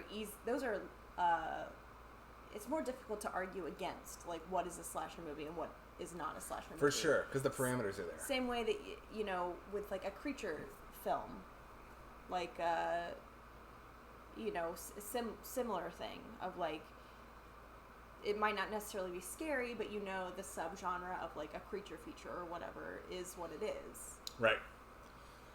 Yeah. Or, like, a ghost story, even. Yeah. I mean, something like The Changeling, which is often thought of as a horror movie, but is a movie about a father mourning his dead son and trying to talk to his ghost. Mm-hmm. But it's got scary elements. Mm-hmm. Well, dang. Horror the main genre and everything else is subgenre, but maybe nothing is actually just horror. Yeah. Maybe we have to approach all horror genre as a subgenre because it's otherwise too broad amorphous. And subjective. Yeah. Well, maybe that's it. Maybe I actually agree with everything everyone's been saying. Except you, Stephanie. Well, isn't that the case always? The first Terminator is, because he's a slasher, he's a time-traveling robot who does it. See, I would argue that Terminator works like that if it was from his perspective the whole time, but because it's from Sarah Connor's perspective, too. Is it similar to Nightmare on Elm Street? You're so in the weeds. I love being in the weeds. I'm kind of, like, frustrated that you won't join me in the weeds. I feel like I'm in the weeds. I feel like I'm poking my head out of the weeds. Jump in there. Get it messy with me, because I want to be messy. I don't want to. I'm not trying to. I feel like you're trying to put a button on this conversation and roll past it. I'm like, let's live here for a moment. No. I feel like I've been living here with you, and I feel like maybe you're not noticing how in the weeds I am with you, and how I'm actually responding to exactly what you're saying. No, I get you. Terminator. That's so interesting because I wanted to push back on Terminator, and then I started comparing it to Nightmare on Elm Street, and I was like, it's so similar because both of them. And the fucked up thing is though, Nightmare on Elm Street, the first one, is also an action movie. Okay. I mean, it's about a person who's like, she's Sarah Connor. She toughens up, learns home, like, the end of the movie is an action showdown. Laurie Strode does not fight fucking Michael Myers. No one fights Jason in this way. People try to. Yeah. But Nancy takes Freddy on as though he's the Terminator. Mm-hmm. In a very, like, well, now I think everything is everything. Like Lauryn Hill. What is meant to be will be. That's right. Sci-fi and horror can be combined. Yeah, maybe it is just if it's. I think I'm gonna go ahead and try to say in broad strokes, looking at the entirety of horror. Horror movie is a movie where an unnatural element threatens the status quo of people's lives in a way that they must directly confront or face oblivion. That is my effort to put a definition on horror. It's an unnatural element. It's not just if it scares you or not. It's if the element is unnatural. So, like, Terminator is a really interesting example because it's unnatural to have a robot come from the future. Yes, but we can also say, well, it's natural in the world because technology, because this robot, and you can rationalize it away with world building. But a ghost, a vampire, a monster, even fucking the mental health breakdown of The Shining. These are things that unnaturally threaten what is perceived to be a peaceful way of life. Mm-hmm. So I'm going to go ahead and say the horror movie is a movie in which an unnatural element threatens the American status quo in a way that forces that status quo to confront what's wrong with it. And I think that applies to every horror movie. I think that that's a really good conclusion. I also think that it ties into what we often say about horror films, is that they are more often than not inherently political. And so I think that I like that definition. And I'm going to go ahead and say, Glowcat defending their point of view with Terminator, and I love it. A girl running from a monster who's trying to kill her and leaving a trail of bodies until she eventually adopts the phallus and strikes back. So, yeah, I'm with you. I'm with you on calling Terminator a slasher movie. You have changed my mind for sure. Very interesting take. It makes me want to start a new letterbox list. Slashers that you don't realize are slashers. Yeah, just like our movies you don't realize are sports movies. And then in the second movie, multiple characters know what they're fighting against. Yeah, that's wonderful. Agree, it's an external element. Maybe if it's sense of dread, fights back, it becomes a subgenre mix. Well, interesting. I don't think so, because I think the point is the challenge itself, not necessarily the response. That's a really interesting point, too. Well, like with funny games, yeah, the unnatural element of funny games might be just teenage kids, like it is in funny games, but they are so devoid of any respect for the human condition or for bourgeois sentimentality that they are monstrous. And funny games, of course, is unique because Michael Haneke is making us the monster. And without spoiling anything, I would cover your ears real quick. No, you don't have to. I would say that the essential monster of funny games is us because we failed to turn off the movie. And Michael Haneke the entire time is telling us that as viewers, we can spare these characters' lives if simply we'll fucking turn the movie off, but we don't because we want to watch them suffer because it entertains us. Therefore, we are the unnatural element of funny games. Okay.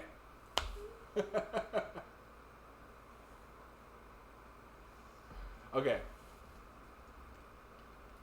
And I think is Great Job Nerd saying duh Adam G's to what I just said. No, Wedge is saying whoa, so maybe that was a new perspective. That's funny games, which I can't wait to watch. But that's anyway.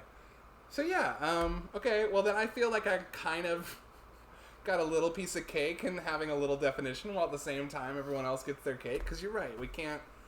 This is why I love getting the weeds on genre combo.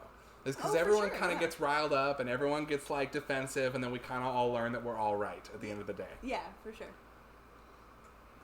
Cool. Okay, we gotta watch funny games though, hon. I know. It's the best. And that's not me, by the way. That's like Haneke's intent. Like he's talked about it. So that's not something I'm putting onto the movie. I love that movie. Okay.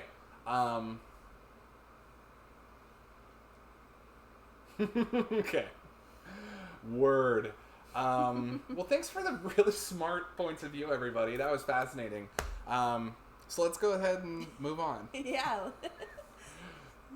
This is making me want to like try and pick a horrific blockbuster this month, though. Yeah. Like, is World War Z a horror movie? I don't know. It is, but it's also an action movie. That's the fun thing that someone else pointed out, was like horror sci-fi often becomes a thing, but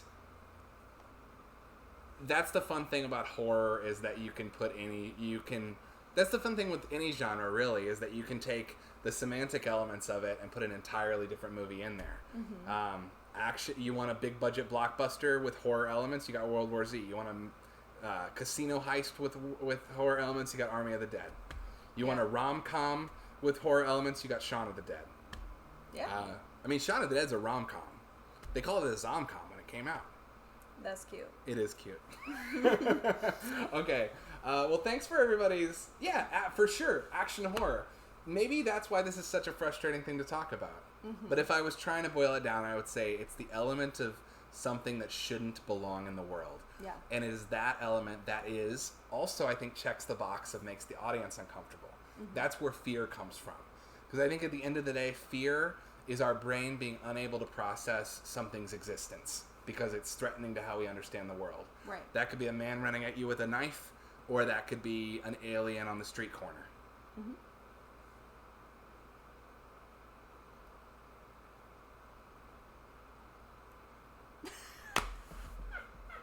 I love World War Z, by the way. Adam.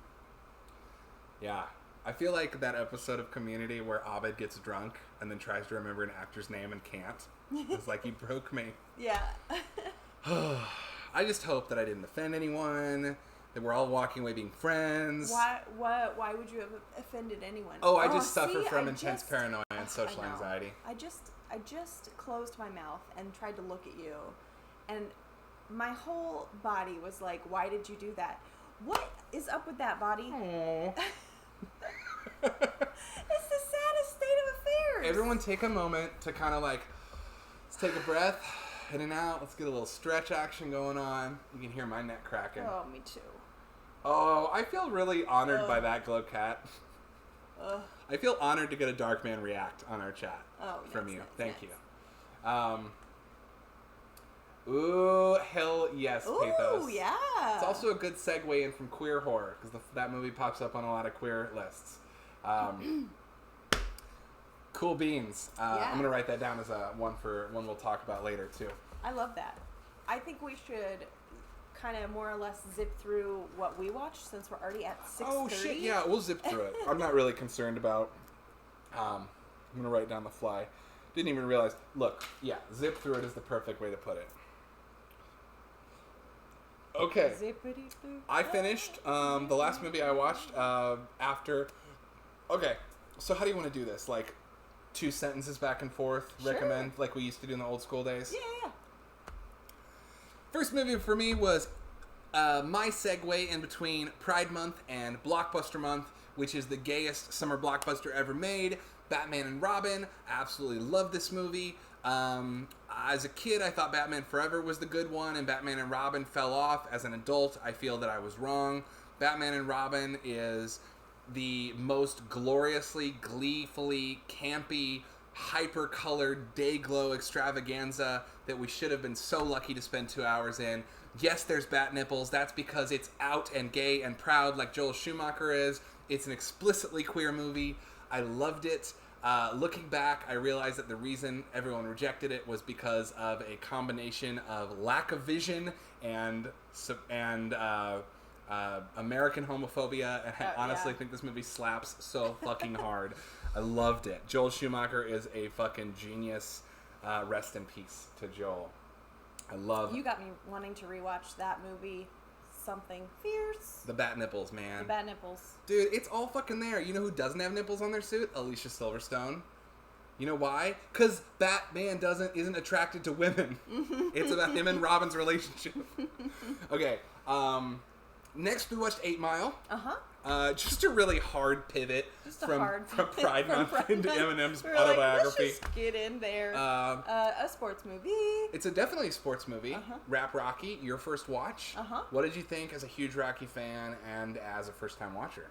Yeah, you know what? I gotta say, I really enjoyed watching 8 Mile. I thought it was pretty effortless. I was surprised that it really so fiercely focused on the open mic and like the journey of being a musician and less about like personal life stuff. For some reason, I thought it was going to be like very much an autobiography of like, you know, more or pseudo. What's in there with the junkie mom who's trying, surprisingly sympathetic portrait of his mom in this movie. Yeah. I think that's maybe what I'm getting at, is that it felt a little distilled or something from. You know, I know it's not a true autobiography. I know it's not, obviously not like a beat for beat. But it was like a very effortless watch. It was just sort of like, you're in it, you're in that world, you're taken on the ride, you love it, and then, yeah, there it was. I don't think I have anything to say about this movie I haven't been saying for 20 years, but it still slaps. The raps are still incredible, which is saying a lot. Yeah. This might be the only movie that you can put 20 years on and go back and still think the verses are fire. Yeah. Try watching Mario Van Peebles rapping from the 80s. Yeah. I will say the end of the movie is incredible. Very much reminded me of Whiplash. Yeah. In terms of everything building to this just like 20-minute movie. musical. And it also reminded me of Purple Rain. Semi-autobiographical. Paints himself as someone with anger issues who's tortured with a tortured home life that leaves him all on his own and culminates in essentially a 20-minute concert sequence proving why he's going to go places. Yeah. The ending of Purple Rain, however, encapsulates Prince in the fantasy. It literally freeze frames him in it, like a lot of musicals do.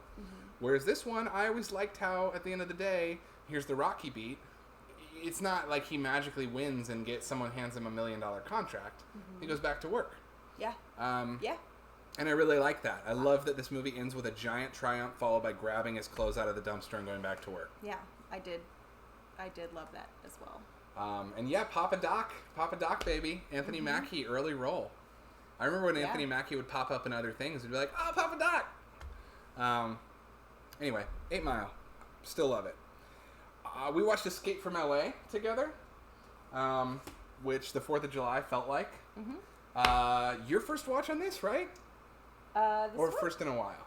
This was my first, maybe ever, but definitely in a while. This was a... I'll say that if I had seen it before, I didn't remember any of it. Fair. Well, that's fun. What did you think? Yeah, I thought it was super fun. I forget the way you pitched it to me, but I think I had said like a perfect pitch for it, and then after I watched it, I was like, "Oh, that was like the exact." If you want to watch like a very earnest 90s action movie that is essentially a satire of every neighborhood of LA and a satire of a hyper right-wing Republican United States that we feel we're moving towards with Trumpism on the rise, this movie encapsulates it. For sure. A lot of prescient fears of where things would go. Snake pulling kind of an ultimate asshole move at the end by plunging the world into darkness, which is like rebellious, but also I'm like, what about all the innocent people in all the other countries in the world? It was pretty wild. Why didn't you just take out why didn't you target the... Because I think in Snakes, this is a very, like, Gen X mentality of, like, fuck it, it's all just going to come back clean, again. Tabula rasa. Exactly. Yeah. Cut the fish rots from the head or whatever. Right. And it took me fucking 20 years of watching this movie to realize the ending is it takes place at Disneyland. Which apparently they tried to get the real license to and Disney wouldn't let them. So that's why they rename it. But it's straight up Disneyland. They even say, is that what I think it is? Well, yeah, but I mean, it's got a giant castle and a Matterhorn mountain. Yeah. I just can't believe, and actually I know why that is because as a kid when I was watching it, I didn't understand that Disneyland was in LA. I always thought of Disney World, Florida, as a kid. This is one of those movies where I saw this as a kid, thought that, way before I saw Escape from New York, because I was like 12 when it came out, thought that Snake was the coolest character I'd ever seen in anything in my entire life. The way he talked, the way he acted, reminded me a lot of one of my favorite video game characters named Snake in Metal Gear Solid, which I was too stupid to put 2 and 2 together that's what they were doing. And I loved it, and I watched it. It was one of the first tapes I ever owned. You talk about this movie collection, one of the first tapes I ever bought was Columbia VHS Club, Escape from LA. And I watched it over and over. And it's a good example of how when you love something as a kid, you don't realize that the rest of the world doesn't feel the same way. This movie was a total box office bomb. It failed. I always thought of it as one of the biggest movies of the 90s. It was to me, not to the world. And that's all that matters. Carpenter prefers this to Escape from New York also, which I feel like is really interesting. Yeah. Sorry. Music was great. And the plastic surgery sequence was scary. Yes, with Bruce Campbell in a wonderful... Scary. And kind of really funny now And is that it we a live horror here. movie? I'm just kidding. It's not. I'm just fucking with you guys. I'm just fucking with y'all. Okay, yes, I didn't know that Lee Van Cleef was the inspiration for Revolver Ocelot. That's great. I watched Small Soldiers, which this is what I was reminded of, Vineet, with you brought up the Tomorrow War earlier.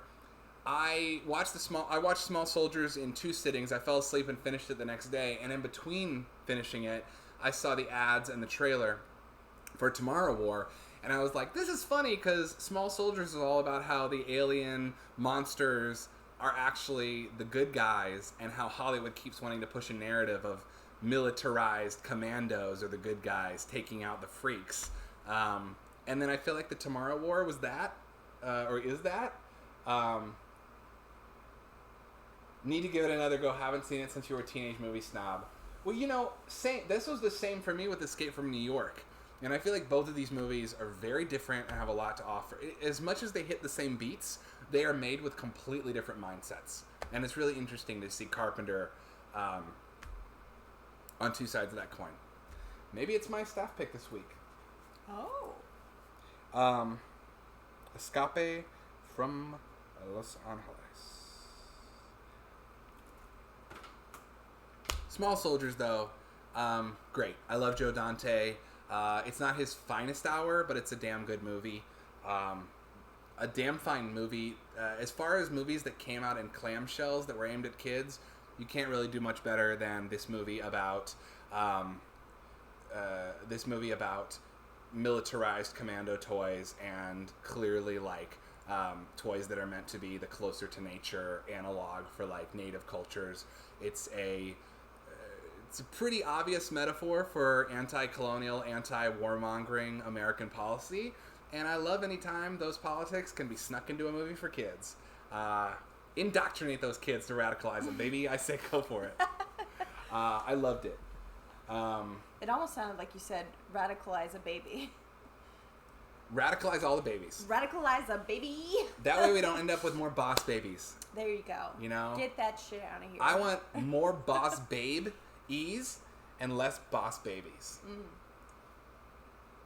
Yeah. Yeah. You seriously though, Adam went off on a rant about boss babies, and then and then I was like, yeah, and don't even get me started on Paw Patrol. Yeah, we're like focused. We were like really fucking getting into it. We do need more Babe Pig in the city. Absolutely. Absolutely. I say bring back radical politics for kids movies. Bring it on. Tomorrow War Suggests Humanity will go to war for something that hasn't happened for 40 years. It's just the aesthetics of it, of like the... anyway, a fun thing I learned about Small Soldiers that I just noticed in the credits this time is that the vocal cast, the voice casts of it, are specifically... what am I trying to say? They are specifically pulled from other movies. The credits tell you this. The credits say The Commandos, featuring the voice cast of The Dirty Dozen. And it's the fucking cast of The Dirty Dozen, or The Commandos. And it says The Gorgonites, voice cast of Spinal Tap. And it's the Spinal Tap dudes. Wow, and that's fun. who the voice casts are. It's just like Joe Dante is just so fun at his little internal references. That's great. Man, Joe Dante should have been the one directing Space Jam 2 with everything that he likes to do.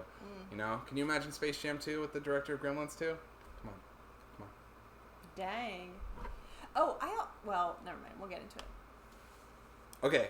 Well, I watched Independence Day, as you do. Love it. Great movie.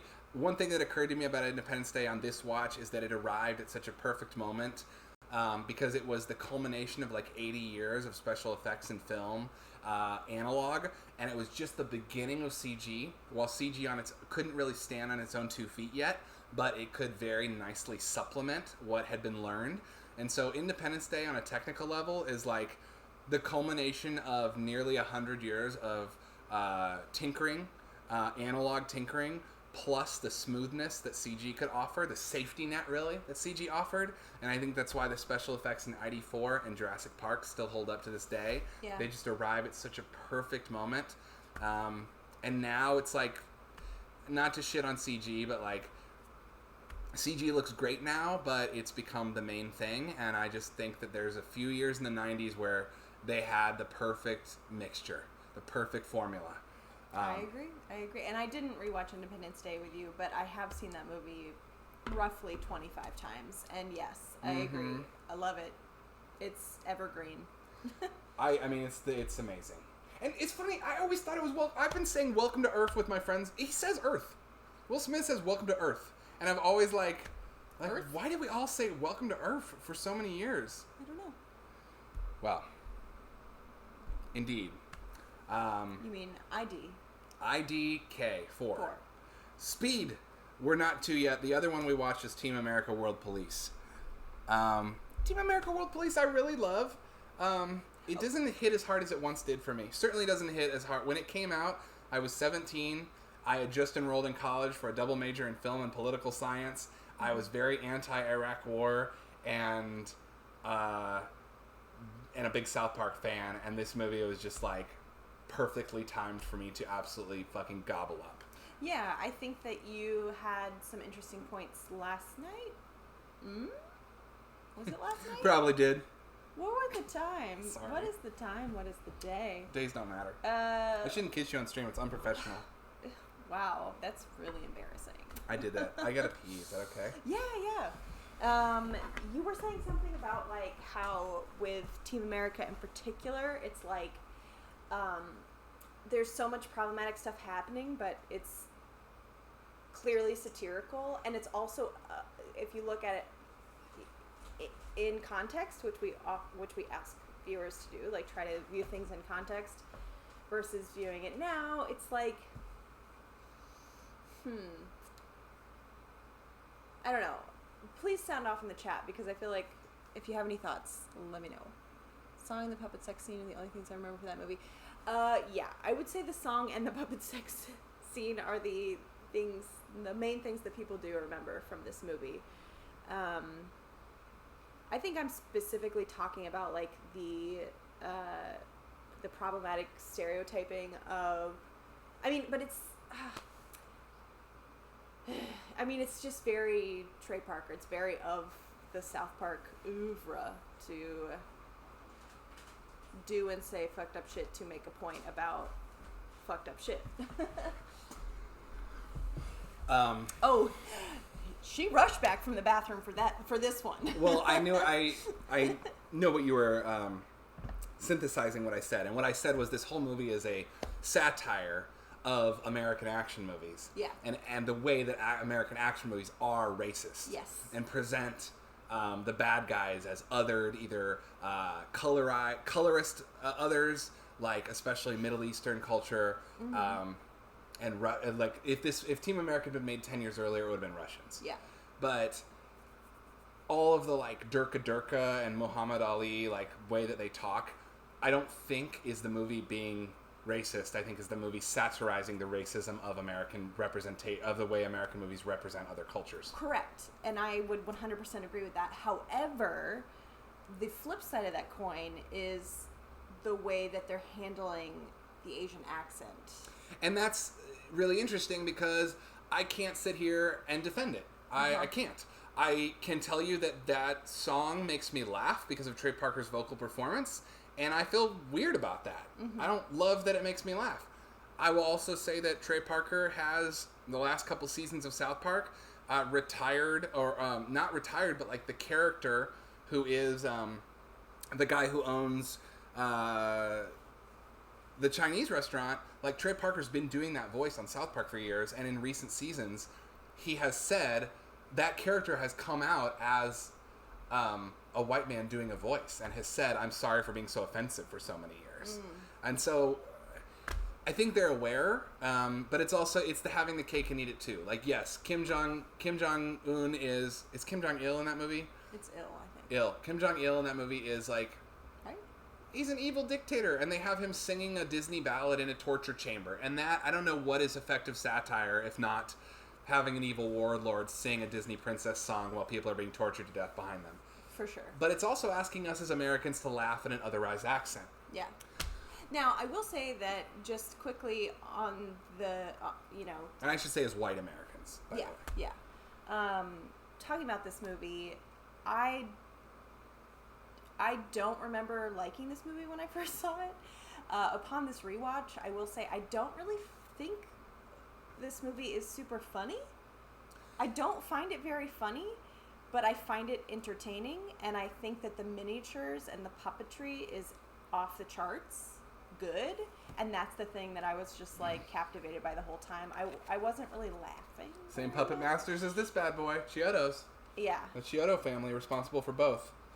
Yeah, I felt you. I definitely like remember this being an uproarious situation in theater, myself included. And I didn't laugh as much at home. But I do think that, especially thinking of it contextually, a lot of that laughter was coming from potentially probably young white men not understanding, or not saying that you did this, but understanding the layers of the satire, or like, I was laughing at Trey Parker's vocal work, at its absurdity of it, at the jokes. I mean, I don't even necessarily agree with this movie's politics at the end of the day when it gets down to it. Like, it's a simplified version of world politics that I thought was smart at the time, and I think Trey Parker probably thought was smart at the time. And you put 16 years on that, and you're going to look back on it and say, I was wrong about a few things. And I think that's okay. For sure. The entire crew of the interview were super spooked because their security escorts disappeared. They thought it was because North Korea was unhappy. It was actually just because Sony stopped paying them. Interesting. See, I would say the interview is different. I would say it's different. I haven't seen it since it came out, but...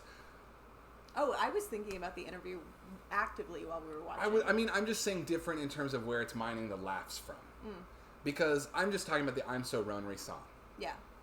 That works. That's funny for two reasons, one of which is punching up and one of which is punching down. And that's the maybe that's just Trey Parker, and you're just going to have to say, well, that's a period of American culture we can look at and we can say, part of it works, part of it I don't like. Yeah. And I don't know, maybe I don't know.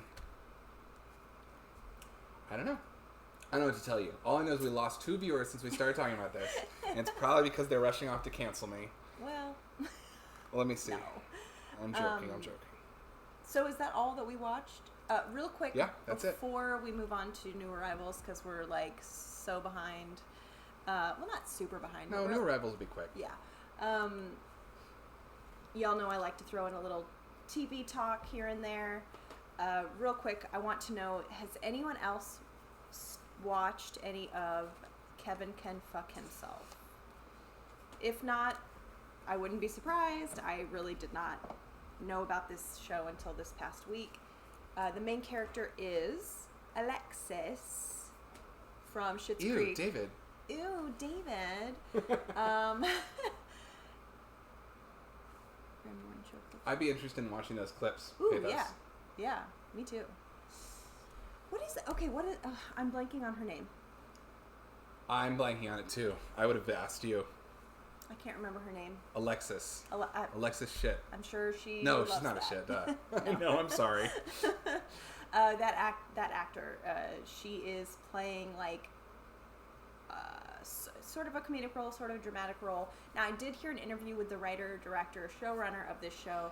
I had originally pitched it to Adam as it's kind of like a show within a show, and then I heard this interview with the creator, and she said explicitly, this is not a show within a show. This is the reality of the universe of this show exists in this way, where these two things coexist. It has nothing to do with a show within a show. So in that reading, I was wrong. So she's saying it's about code switching.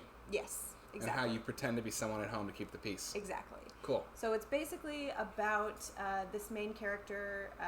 Half the time you see her in the context of a traditional laugh track or audience sitcom with these like goofball, problematic, kind of racist, kind of sexist Boston dudes, and the one woman who tries to be one of the guys, and her sort of like the juxtaposition of her being the wife and friend that everyone takes advantage of, and is stuck in that like traditional Boston wife role. And then the other half of the time during the show, it's like a gritty crime drama. Interesting. So everything, the way it's shot changes, the lighting changes, the tone, the writing, everything changes. So it's constantly shifting between those two worlds. I'm on episode 3. I think I just finished episode 3. I'm finding it interesting. I'm not like totally over the moon with it, but I'm very intrigued, and it's something really original. We did talk about how they were probably like, WandaVision? Yeah, they probably were freaking out. I would have been. But it is very different from WandaVision, I will say that. Yeah, but maybe not as a elevator pitch. Right. Yeah, that's got to be a little tough. Yeah. And also, real quick, Full Bloom Season 2 is out on HBO. Ooh. I know that last time I mentioned that show, Vineet said that he might be watching it. Tinky. Just letting you know, Season 2 is out, and it's really good. It's out and it's good. Ooh, baby. Ooh, baby. I'm excited. Yay. Oh, boy. Okay. Anyways, blah, blah, blah. You're fine. The difference between us as hosts is that you talk for a quarter of the time I do and then apologize for it. I'm a woman. You are a man. Oh, no. All right. Well, do you want to jump into New Arrivals? Yeah, let's jump in. Got some fun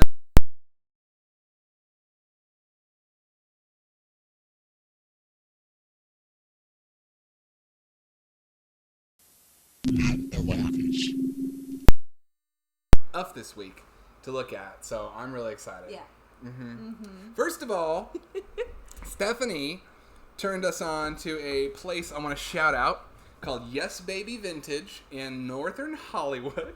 In NoHo. Oh, real quick though, I want to let the record show that my friend Katie turned me on to this store, who's also a transplant from Austin to LA, and also has a show on Twitch/podcast called Yeah, But Are You Happy? Which is a podcast about the intersection of creativity and mental health, hosted by Katie and Lane. Check it out.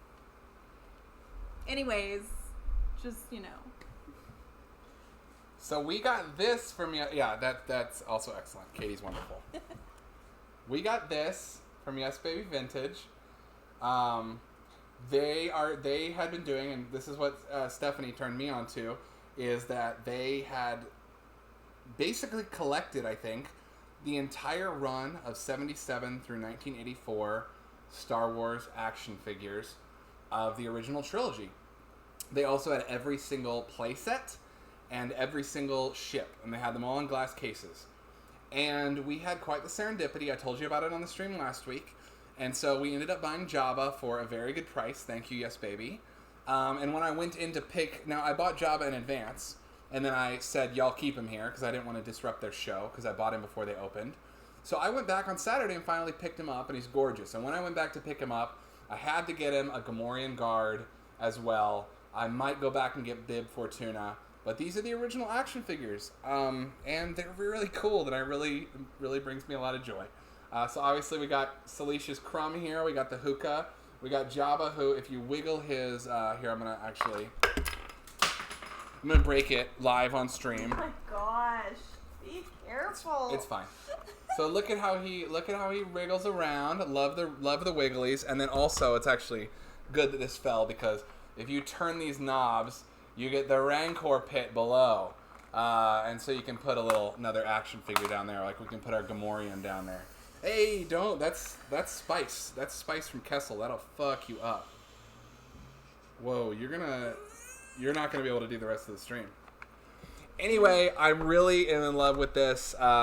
So thanks to our friend Katie for telling us about Yes Baby Vintage, but specifically thanks to you for seeing that they were doing a Star Wars exhibit and encouraging us to go there and find this treasure. I did, because I do follow them on Instagram. They're wonderful. It really does fit really nice in the house. Those are some valuable action figures. The individual figures they had. Now, we got a good deal on this, but the individual figures that they had them all, and some of them were priced very high. For instance, I will say the Gamorrean Guard, he was priced at $20. They gave them to me for $15. I think just for being a homie and for posting about it on Instagram and stuff. But they had a few in there that were like the Boba Fett, traditionally the rarest of the original figures, out of box, even a little scuffed up, $70 to $80 for one. So yeah, they are some valuable little dudes, and I love having them. I know this is, well, you can't see, it's below the frame. Now I need Slave Leia and Jabba's tentacle crook. That's the grossest term, tentacle crook. Disgustingly accurate. And thank you, Wedge. And great job, nerds. I don't know. I will look. Greetings from Brazil, Persog91. Hello. Horror movie collection afterwards. I mean, you can kind of see it. Here's the thing with our collection. First of all, thank you for joining us. Hello. Back to Brazil.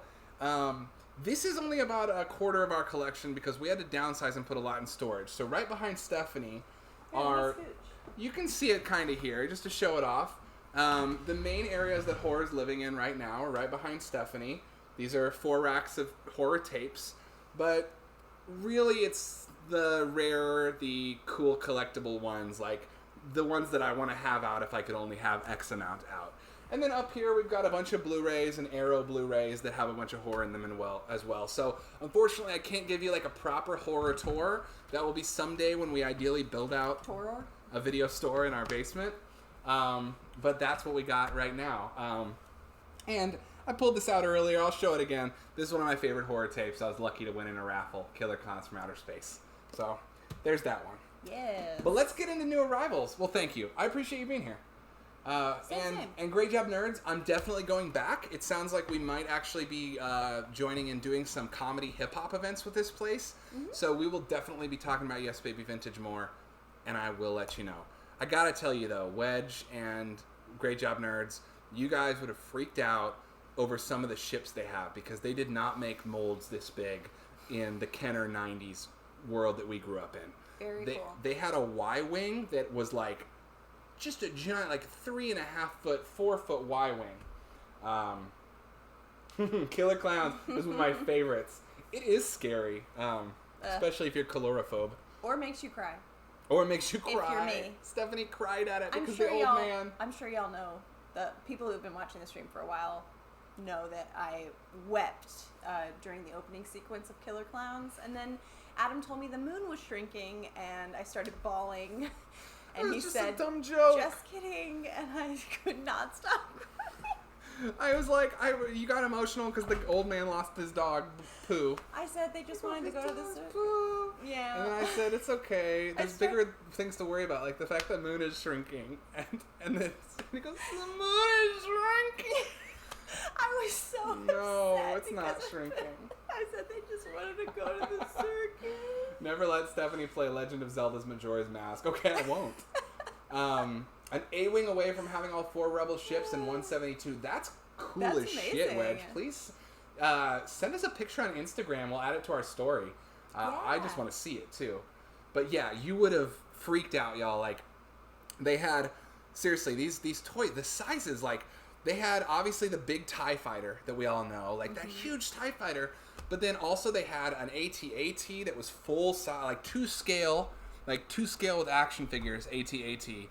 And 2 scale B-Wing and Y-Wing. The B-Wing in particular blew my mind because I was like, where was the demand for this size of a fucking B-Wing? You see it in the background in Jedi.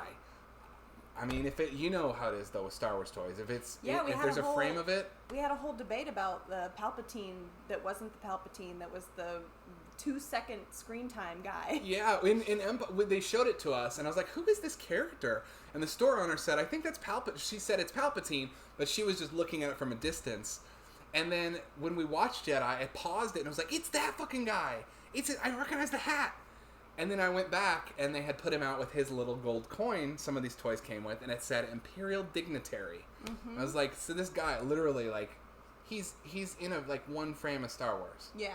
And this at this place, they had 2 giant display cases and could barely contain the whole collection, which the owner at least told me that it was her childhood collection. Mm-hmm. Which she has a lot of her childhood collections in the store, including like 20 in-box complete with manual NES games, including for the Zelda fans in the house, for the Castlevania fans in the house, Glowcat, if you're still with us, all 3 Castlevania games in box.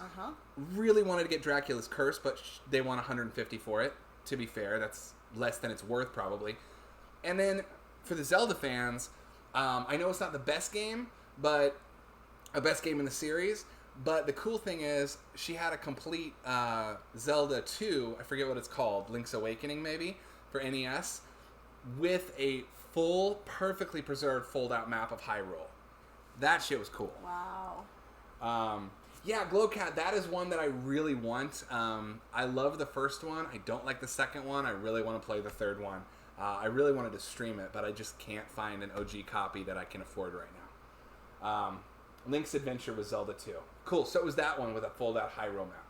Anyway, just really, really cool spot.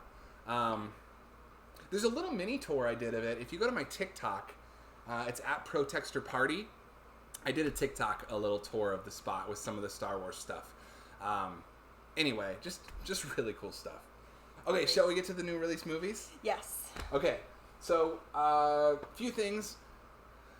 The Criterion Barnes & Noble sale started on July 2nd, which, if you don't know, now you know. Barnes & Noble does 50% off on all Criterions. Ends up being around 33% off because it's half off of MSRP. But you still end up, if you go for the big stuff, you can save quite a bit. So, before we get to that, let's talk about that. We also went to a video store in LA called Cinephile Video. Really recommend this place. It's an active working video store in Hollywood called Cinephile Video. And I gotta say that, like, not only is their selection incredible, but in terms of used movies for sale, it's the best I've seen since I've been out here. It beats half-price books. And I walked away with these 4 DVDs I've been looking for a while. I'm going to blaze through telling you what they are. 1, ABC Africa, which is Abbas Kiarostami's travelogue about children in Africa. And I haven't watched it, but there's a big old Scorsese quote on the front here talking about how it's the best movie of the year. Kiarostami, best known for Taste of Cherry and Certified Copy. A Iranian filmmaker. My favorite movie by him is Close Up. I love him. He's actually one of my favorite filmmakers, period. I can't wait to watch this. ABC Africa.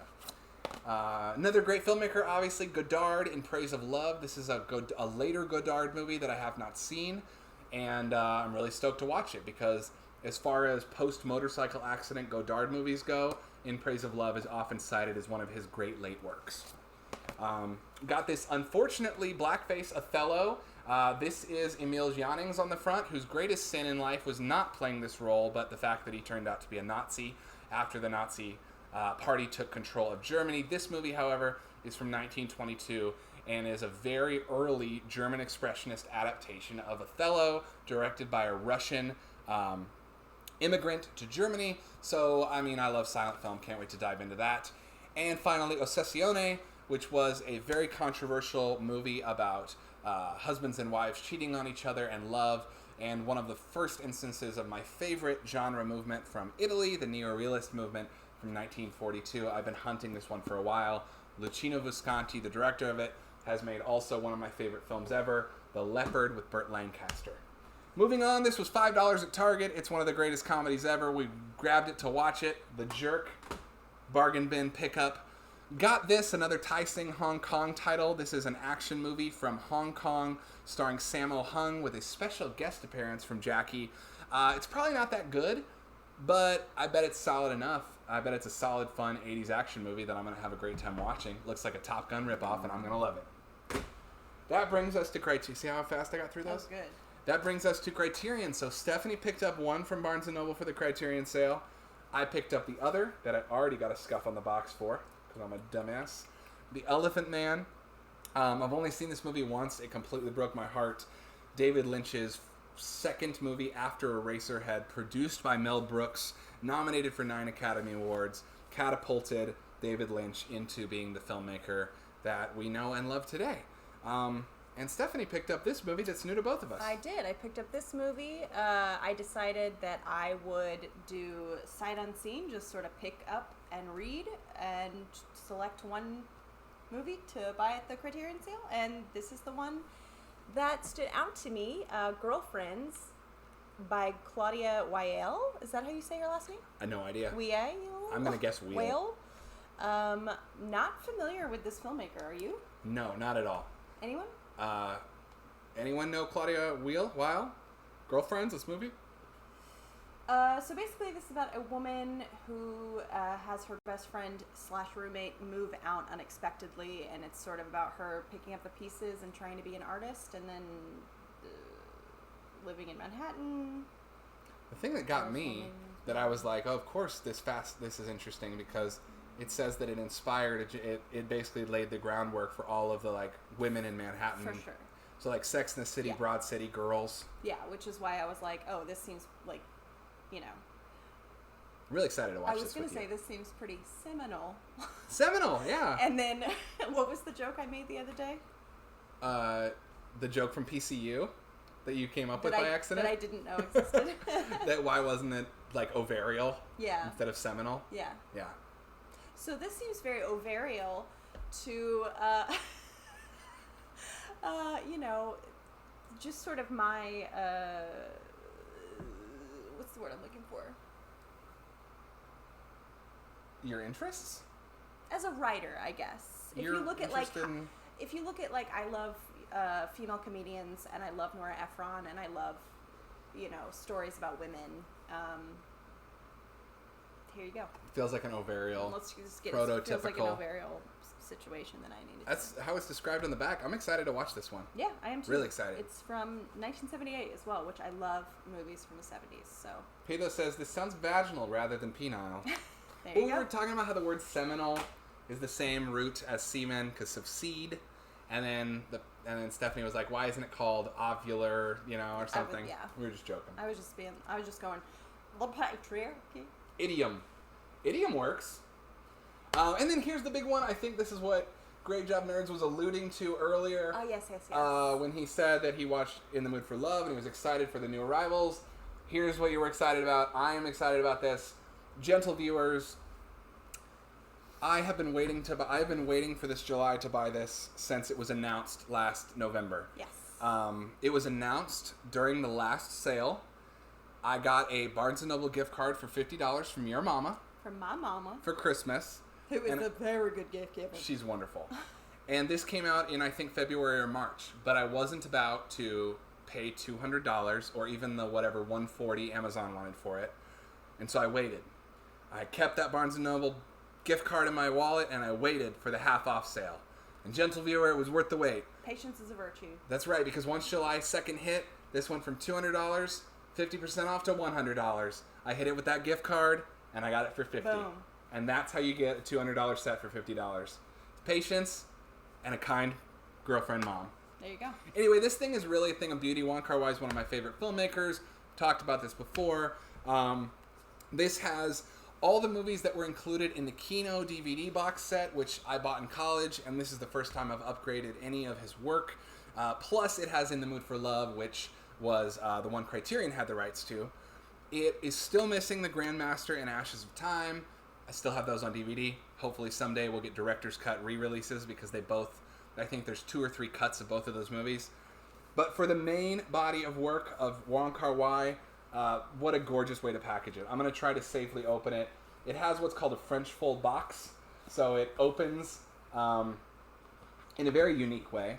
And then once you open it, thank you so much. Once you open it, you get a few things. You get this book right here. That is the typical Criterion book of essays. But more so than that, it has art prints. These are all French folded. It says this on the back that it's all French folded. They're all French folded to be that the pages are folded under. And some of them are little pockets hidden in that contain still frame works of art from the movies. I think this one is In the Mood for Love. So beautiful reading material and art book comes with it. And then, of course, the movies themselves come in this beautiful fold-out. I'm using the word beautiful a lot. There's In the Mood for Love, centerpiecing the entire thing. And then as you open it up, it opens very wide in both directions to include 7 films in toto. And I really love these movies, and I'm going to watch. I've only seen all of them, I think, once or maybe twice at most, and I can't wait to watch through all of them again. And then I'm going to do a Letterboxd list ranking these puppies, and then I will let you know. Really particularly excited. I know that my favorites back in the day were Fallen Angels, In the Mood for Love, 2046, and Happy Together. So I'm really excited for those, but I really haven't met a Wong Kar-wai movie that I've disliked, and I'm really happy that this is finally here and home with us, and sitting up here with all the other big format box sets. I know not everybody loves the big format box set, but I do. Ooh, French fold, fancy shit. Naruto box. That sounds cool. Oh, and you know what? I forgot to put this. In. This is the little sticky thing that's from the back. But here, the list of films: As Tears Go By, Days of Being Wild, Chungking Express, Fallen Angels, Happy Together, In the Mood for Love, and 2046. Which is cool that it includes 2046 because that was a one I had on DVD that's down in this shelf. Anyway, that's the new arrivals section, y'all. We have been balling on a budget, but we saved up for this. We got some cheap used stuff from a local video store and a $5 bargain bin copy of The Jerk. And then I suppose the last thing is this book, which if anyone else is reading, let me know. I had to bite It's the novelization of Once Upon a Time in Hollywood from Quentin Tarantino. It's reading really quickly so far. I know that Tarantino and this movie have come under renewed controversy. I haven't gotten to the extended Bruce Lee content in the book yet. I'll be interested to see how it goes. I'm kind of like trying to keep my palate clean. But I gotta say, I love the man's movies, and I love this movie, and the book's fucking cool so far. All right, how you doing? Doing great. You haven't taken a break. I haven't. You I'm need fine. to pee or hydrate or anything? No, I'm good. Is that big old carafe of water still around here? I think you put it right by your foot.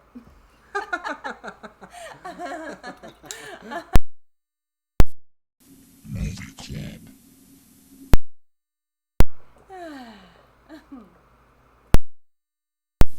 Movie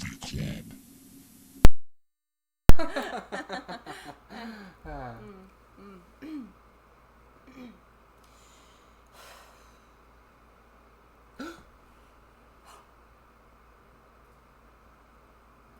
Whoa! Get over here. Are you ready for rush hour? Y'all, are y'all ready for rush hour? I just yelled that. Yeah. Hey, we are now in the movie club section of the show. Once Upon a Time in High School, it's a Korean drama martial arts movie starring Sang-woo Kwon, and I wish it wasn't so damn hard to find. Ooh. That's interesting. I'm going to add that to the recommended list, and I also feel the need for Keanu Reeves. Excuse me, let me add this to the list real quick, Pathos. Once Upon a Time in High School. Fun. Well, we watched this last night. Yeah. And adding to list. Public list. Chat recommended. Add. Done. Yeah. Okay, who watched Speed? I know Wedge, you and Great Job Nerds watched Speed. Pathos, Glowcat, anyone else who's here still, let us know if you watched Speed. If you happen to be a newer viewer of the stream, we do this show every Tuesday, and every week we pick a movie club pick. This week's pick is Speed, kicking off Summer Blockbuster July. So every week this month we're going to be talking about blockbusters. Speed. I've seen this movie a grand total of 2 times. This was my second viewing. I don't know why. Like Holden Wook admitted to us last week, he never saw it as a kid. Neither did I. I really don't know why. I think it's because it's from 1994, and as much as I deeply fell in love with movies as a kid, I think that happened in 1996, and that was the point at which I started renting everything. And I think it was just being slightly too young for an R-rated action movie and missing it. Now, it's awesome, and I love it. Yeah.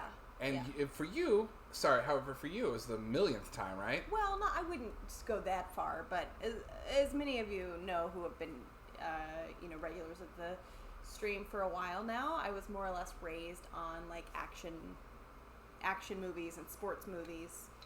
And so I did see Speed probably 5 times, growing up. So not it's not something I put on every week, but I definitely was familiar with it. Was this your first time seeing it not on tape? Was this your first time seeing it in widescreen and HD? Yeah. Because I gotta say, I grew up watching Face Off. I wore the fuck out of my Face Off tape. Yeah. And the first time I watched Face Off in widescreen, it blew my mind. Yeah. So I was just wondering what this was like for you. Oh, it was definitely a whole nother level of experiencing this movie for sure.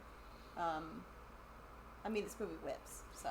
Pathos says, always enjoyed it. Sandra Bullock nails it. Sad that she's the only character to carry over. Yeah, we almost watched Speed 2 last night. Yeah. Pop quiz, hot shot. Yeah, that's just iconic at this point. Oh, do y'all want to know my favorite line of the movie? What's your favorite line? I got gum on my seat. Gum! Did you... this is the time that I noticed that her and Keanu were bonded by the fact that they're both chewing gum when we're introduced to them. Oh, cute. Glowcat didn't watch it, but it's not been super long. They watched it maybe a year and a half ago. Wedge, that was improvised. I like it even more. That's awesome. Sandra Bullock is beyond charming and great in this movie. She's cuter than it gets. She's so cute. Are you kidding me?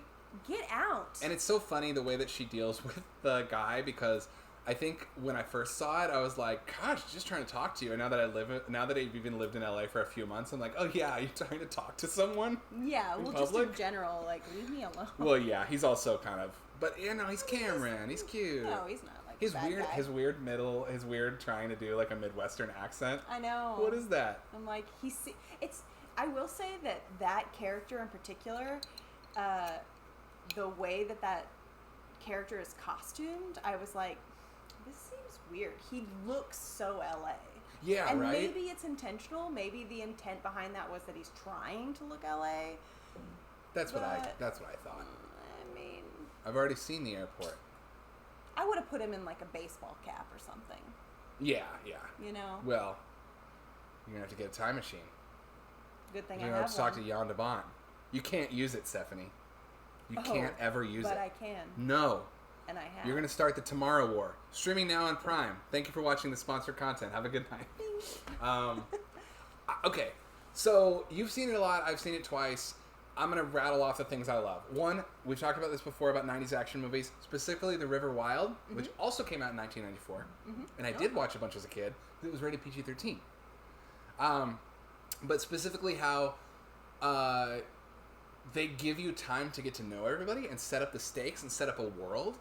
It's not so much about the plot. Like, I feel like if this movie was made now, it would be like, this is a movie about a bus that can't go below 50 miles an hour. It's 84 minutes long. It's about the bus.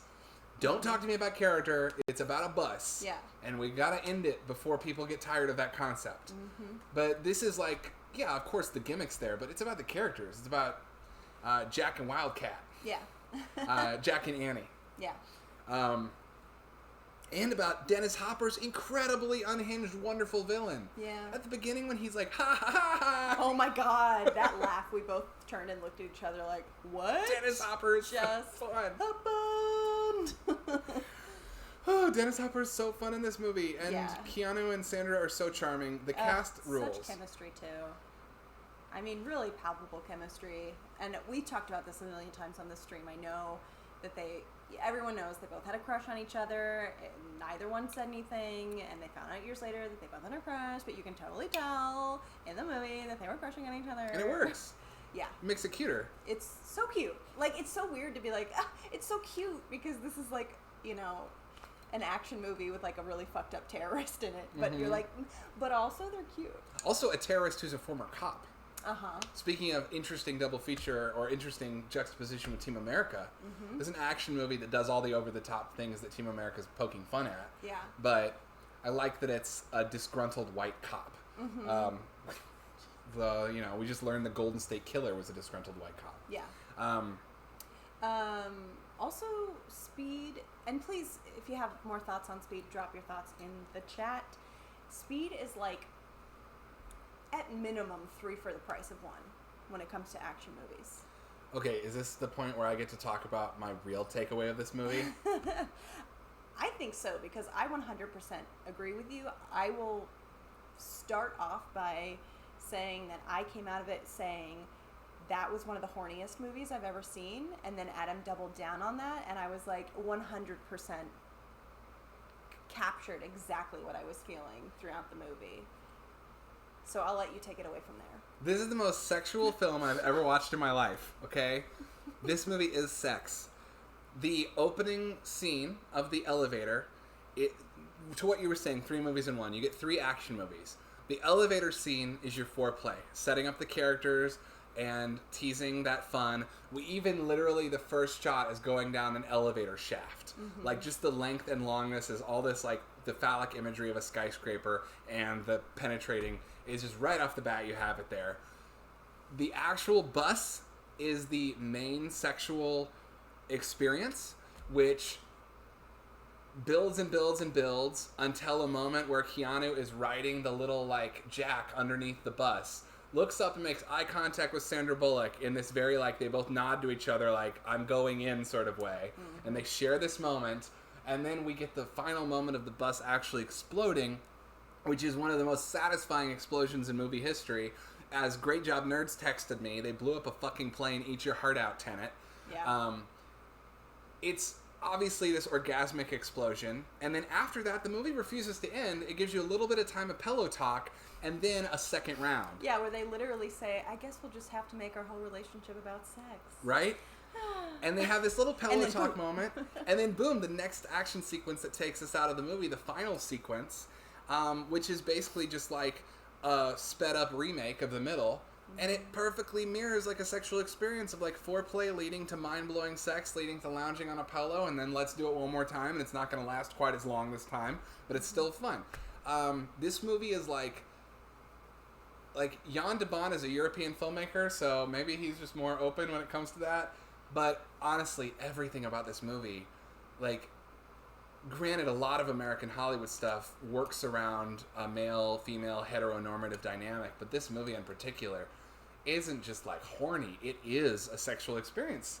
I really have.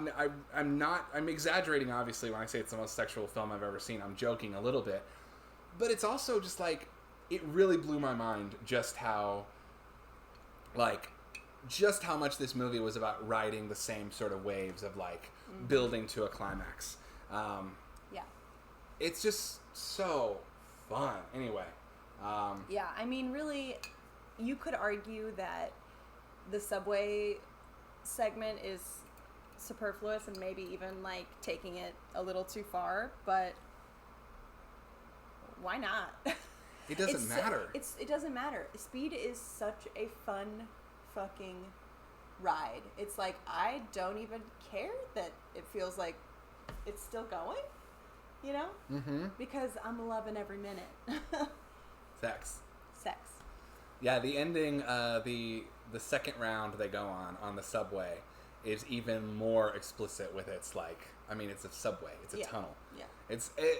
The whole movie has that behind it, but even putting that aside, just the action movie storytelling of this, again, kind of like Independence Day, it's arriving at a point where we've done away with the big muscular action movie dude of the 80s, and we're moving into like the sensitive 90s man, Jeff Goldblum in Independence Day. Even Keanu, he's a cop, but he's a sensitive, like him and his partner have a loving bromance, and he's a sensitive character. And it becomes about the problem solving and the guile. And and it reflects a lot of like 90s values in a really interesting way. Of like using your outsmarting and, the power of love even. Yeah, for sure. The layers, the different layers of the characters. Like, I love how Sandra Bullock gets to be, like, obviously we said, just adorable and so charming and funny and sweet and sexy, but also, like, a badass right out the gate, like, from second one, like, taking no shit and, like, just jumping in there, being like, yeah, I got the bus. Okay. Yeah, even the first moment, going back to the improvised gum moment, is her telling a guy, like, fuck off. Yeah. She is her own person. And you said before we watched this that as a kid, you always gravitated toward... We were walking back from the corner store, and you said you always gravitated towards things like this, where women got to have agency in saving the day. Yeah. 100%. Which she very much does. It's very much a partnership. Which also kind of, like, not to make it about sex again, but, like, the push and pull of these two, like, it's heteronormative, yes, but like the push and pull of the man and the woman, like, are solving the day and like trying to like contain an explosion together. One thing, great job, Nerds, to point out, the wide shot that zooms into the gap in the highway right as you see the gap, a flock of birds flies across, and I loved that. That's very great. Keanu's movie on Point Break at this junction. I mean, he's less broy. He's definitely a more sensitive version of that character. It's very similar to Johnny Utah. Yeah. But he's, like, been doing it for a while. Yeah. I mean, the character-wise. The cinematography is huge and meaty and consistent. I love that way of describing it. I do, too. I love that. Also, shout out to the stunt work on this movie, which is just awesome. It's another thing with, like, real explosions, real stunt work, real stunt drivers. Yeah, and a tiny bit of CGI towards the end in the subway sequence, but to your point earlier, like, not enough that the movie doesn't feel, like, evergreen in a way. Yeah. Yeah, it's there to, like, cover up the cracks. Yeah, it doesn't overpower anything. Like, there are so many, like, real effects and real stunt work that, not that, I shouldn't say real, but you know what I mean. Oh, I know what you mean. Yeah, that it's just like, whoa, this is a legitimately a thrill ride in It more is a ways thrill than ride. one. Yeah. Man, I really like was sitting there in glee. I think that when the bus finally blew up, I went, And that sitting next to you. explosion also is like comically long. It rules. There's even a point where you think it's over, and then it cuts to a different angle and goes again, and you're like, okay. Because it's been building for the whole movie. Of course we got to see it. You've been talking about how this bus could explode. You can't not show us. Yeah. Which is so great. I love that instead of diffusing the bomb, it just gets people off. Yeah. Jeff Daniels, shout out. Of course, Jeff Daniels. The moment Jeff Daniels does his little facial acting tick of when he realizes he's gonna blow up is a really, really wonderful moment. It's so sad. I just got, I mean, wow. So good. Such a good performance. You're right. That moment is just perfect facial acting. Mm-hmm. Perfect facial acting. It's so small. Ugh. It's so beautifully subtle. Ugh. Isa gooba gooba. Banta pudu. Whoa, Java. Wow. Offensive. Okay. Maybe don't. Maybe watch the spices. Maybe watch the spice, yeah. A little hookah. Any other thoughts on Spade? Jabba the Hutt. On Spade? I will say that ever since we watched Return of the Jedi, I have been to myself every single time that I do something weird or on my scooter and I have to avoid something, I go oba doba doba. Oh. Which is what the Ewoks say. Oba doba doba. I keep doing that to myself. On Speed, loved it. I love how excessive it is, but it's still smart. I will say it's very smartly, incredibly well executed summer blockbuster. I think it really encapsulates what we talk about when we talk about summer blockbusters and what we're thinking about. Mm-hmm. The bus jump is completely impossible. Well, I will say, real quick. But I don't mind. But it is impossible. Real quick, I will say that the actual image of the highway, which I imagine was a real, I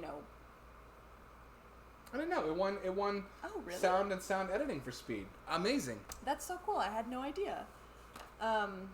Well, geez, put it on the box, Fox. Right? The only thing I was going to say is that jump, they say in the movie that jump is 15 feet, which feels manageable with a bus that size. However, visually, it looks like it's at least double that, right? Am I wrong? For me, it's not the length. For me, it's that Keanu says there's probably an incline, but then when we're shown it, it's like this. If it were to work, you got to do this. It's got to be like... But they got to be at different... Like, then they could have maybe really pulled it off. Yeah. But whatever. I'm not complaining about Speed. No. It's wonderful. 50. 50 miles an hour. Oh, right. Well, cool. Well, we do you all have any know other thoughts 70 miles an hour is how you make a jump in this movie. In both. Yeah. Both the subway and that. I've not heard about Star Wars Visions. Have not. They hit the explosive or whatever.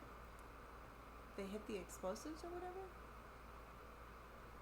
Oh, the Star Wars anime. I have really wanted to watch that. Oh, it always cool. just looked so cool.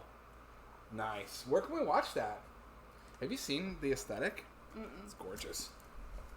Probably think, oh, the font. The font? Yeah, I've never seen it. I've just seen, so I guess I have heard of it. Oh, wow. Beautiful. Right? Pretty cool stuff. Like, pretty neat. Cool. Yeah. Very cool. Yeah, that's rad. You know, we actually have, oh, it's coming out soon. There's an old one, too. Interesting. I like what you just said, Wedge, doing away with the entirety of canon. Just let any... That's what I always say. The Star Wars sequels can be canon to some and not to others. Who cares? Personally, I'm just waiting for them to make Episode 9. And I can't wait to see it. Can't wait to see how they wrap it all up. Episode 7 is up next for us. Uh-huh. I'm excited. We were supposed to watch it Sunday. Yeah. We didn't because it was the 4th. Oh, that's funny. I was like, why didn't we? Because we spent the day hanging out with a friend watching fireworks. Yeah. Oh, you know what? I didn't mention, what did you watch? Real quick.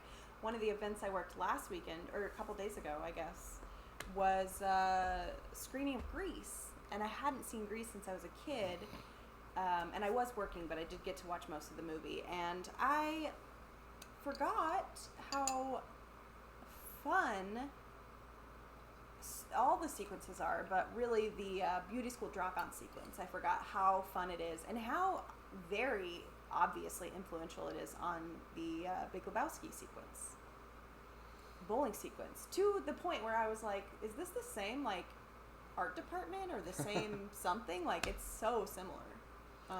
Anyways, I love that movie. give it a go. It's great. Yeah, Grease is great. Ah, Every time it's like so I always fun. take years and years to watch it, and I think the last time I watched it was film school, and the last time before that was like age 12.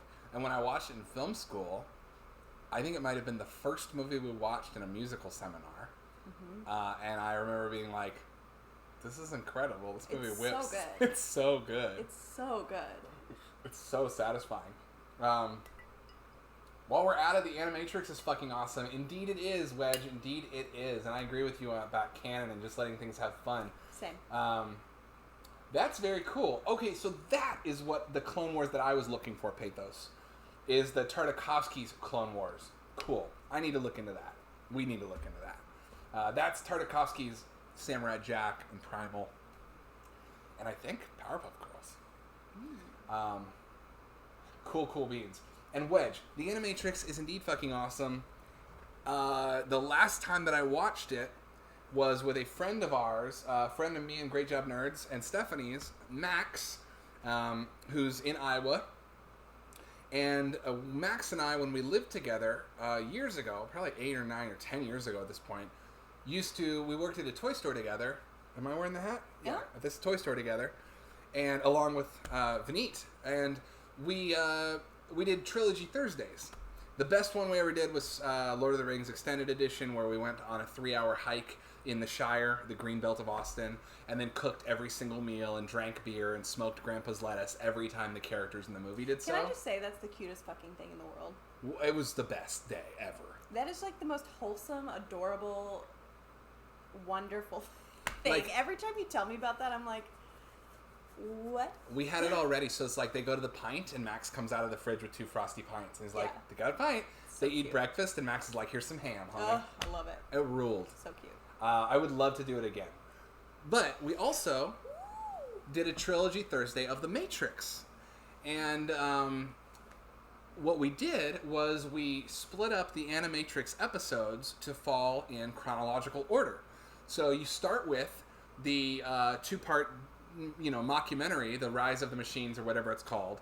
A History of the Machines. I forget what it's called. History of the Resistance. Whatever. You know what I'm talking about. You start with that. Then you watch Matrix. And then you watch Flight of the Osiris, and the one that introduces the teenage kid who Neo saves. And then when you start Reloaded, that kid shows up, the character from Animatrix, is like, hey, you saved me. And if you were to see that in theater without having seen Animatrix, you're like, who is this kid? But it's very satisfying to watch it as a cohesive unit like that. I really recommend trying it. If you get a free day sometime to watch, immerse yourself in the world of the Matrix, do it that way. Just look up when they fall in the chronology and take breaks. It's Just great. make sure you what now? Stretch. Stretch, that's right. Did Sentinels come out and kill you every time they killed someone in the Matrix? Yep, that's right. That's right. It was a diamond day. Yeah, the track runner, that's incredible. I love that. We did also do a Star Wars Trilogy Thursday where we did the same thing. It wasn't quite as immersive, but we drank blue milk, which was milk with blue food coloring, and made little bantha burgers and stuff. But that was more just Lord of the Rings Day was a true immersive experience. And the worst thing happened, y'all, that can happen whenever you do an open invite trilogy marathon, is that you're a little faded and deeply emotionally invested, and then a bunch of friends who have been day drinking show up 30 minutes before the end of Return of the King. And we actually said to them, we're like, welcome in. You can sit down and be quiet as we finish this. Ah, yes. But it's really a great day. Yeah. Right? It's the worst. That's like when your roommate comes home or pokes their head in from the kitchen when you're at the climax of a movie that you've been silently watching all by yourself, and then somebody takes you out of that reality in like the most jarring way, and then just sort of stands there and hovers, and it's like, huh. Oh, I hate when roommates stand and hover and watch what you're watching and react to it. It's the worst. You're like, you haven't been watching this. Yes, I exactly. haven't been watching this. Giddy on up to your room, homie. Do you need me to pause this? Exactly. The worst for me. Worst. Does anyone have any crazy, your roommate or SO or anyone who wasn't in the moment with you interrupted at a pivotal moment stories? Here's my best. In college, I was watching through Buffy for the first time, and in order to give our roommate, me and my girlfriend, the roommate some space, me and my girlfriend were watching it on a laptop in my bedroom. It was a 3-bedroom, and anyway, it doesn't matter. Me and my girlfriend had separate rooms, which is a good idea for people in general. We were watching on a laptop, and end of season 5. If you haven't seen Buffy, I won't spoil it, but season 5 was the original ending before they brought it back for 2 more seasons. So a big thing happens. Buffy, I will say there's a choreographed jump, and there's a run to that jump, and it's a very dramatic moment. And run, slow motion, jump begins. Can you guys keep it down in there? And we got asked to turn the volume down on it at that moment in the episode. Yeah. Oh, I lost my fucking mind. And now June thinks someone's actually at the door. Pathos says, remember watching a mind-blowing music video with Linkin Park and the Mechanical Revolution scene. That does sound like a very aughts fun thing. Stop hovering, indeed. Cannot share that story without going into specifics. Well, that's fair. Well, y'all, I was kind of feeling a little under the weather when I woke up today, and I'm feeling like I'm gonna... Well, this isn't as radical for all of y'all who are in different time zones. We have plenty of daylight left, but I'm gonna be lazy and watch movies for the rest of the day. Sounds good to me. I'm excited to bust out the Tiger Balm. Oh, yeah, for your back? And then tomorrow, we gotta get up in the morning and edit our show. Yeah. I want to spend tomorrow editing. Me too. Because I feel like I let myself have a holiday weekend. Oopsie. I will say that. Well, anyway, that just goes to show that we have the dog here. That just means that the dog is here. No. We're tired. The stream's going to be wrapping up. But we have to pick our next blockbuster. We do. So I'm excited. I've written down some ideas because some of the things we've talked about are maybe doing a foreign blockbuster. Blockbuster from a different market. Last week we talked about Bayhem. We talked about Armageddon and The Rock and Bad Boys. We talked about doing a failed blockbuster. One that was meant to launch a franchise but failed to. Sorry, I just sped read Pathos's.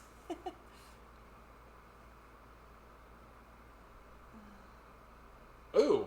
Yeah. That's a creepy story. That is creepy. You should say stop being such a brosferatu, brah. Whoa. I'm trying to... Nope, I'm not going to say that. I'm trying to hang with a Nosferat cutie. Alright. June, hi. And our pick for Movie Club pick will be up on our Instagram, which you can check out at You Are in a Video Store. Yeah, so spout those babies off. Okay. Sorry. Hi, dog. Okay, so first of all, just want to say we haven't addressed this on the stream yet, and it's okay. We don't need to make this movie club. I'll let you peek. But Richard Donner passed away yesterday, and Richard Donner was a legendary Hollywood filmmaker who, whether or not you know his name, you know his work. He arguably invented the modern superhero movie with Superman in 1978, with Christopher Reeve. He is responsible for every movie in the Lethal Weapon franchise, The Goonies, Scrooged, and at least one other big one that I'm forgetting. Conspiracy Theory was big for you and for me in the 90s. Yeah. So on that note, I just recently became aware of a 3-hour Richard Donner director's cut of Superman 1. that is available on Blu-ray that was released. I know we all love extended cuts.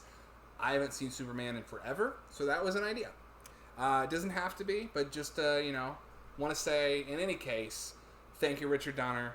Rest in peace. We're going to be watching some Richard Donner movies. But Superman doesn't have to be a movie club pick, just an idea. Also, Bay, Michael Bay. And then the other big one, this is the one I wrote down that I wanted to. And you can forget about these. I wrote those down because the director of 8 Mile. And I forgot to say it. But the other one that I wanted to surprise everyone with was, hey, do you like 3+ hour extended cuts of action movies while also being an action movie that went way over budget and failed to make its money back and completely tanked, that also has the same bad guy in it as Speed did, Dennis Hopper? Well, you might want to watch Waterworld. Oh. So I'm just going to say Waterworld What is a pitch. potential pitch for me as well. The Fly, Pathos pitch. I wrote that down. The Fly, Waterworld, The Fly, Superman, a Bay movie. These are some ideas. Mm-hmm. And then after watching Speed, I wanted to pitch Speed Racer. Uh-huh. It's a failed blockbuster. Did not make its money back. And I know that it's a fan favorite in the stream. I know that it's a top 10 movie for me, and I think for at least 2 of the people we've got watching. We didn't do Waterworld as a movie pick. We did not. We did not. We talked about You it. have been talking about Waterworld a lot lately. Lately, you mean since I found this at Half Price Books. Yeah.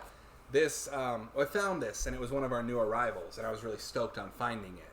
But no, we have not done it yet. I've been wanting to watch the Ulysses cut, which is the 4-hour cut of this movie. Ooh, baby. Right? And then the other blockbuster that I thought would make a really good double feature with Speed was Die Hard with a Vengeance, because they're both about people on the phone playing games. I think that sounds super fun. I think we should do a quick survey. I love Superman, The Fly, Speed Racer.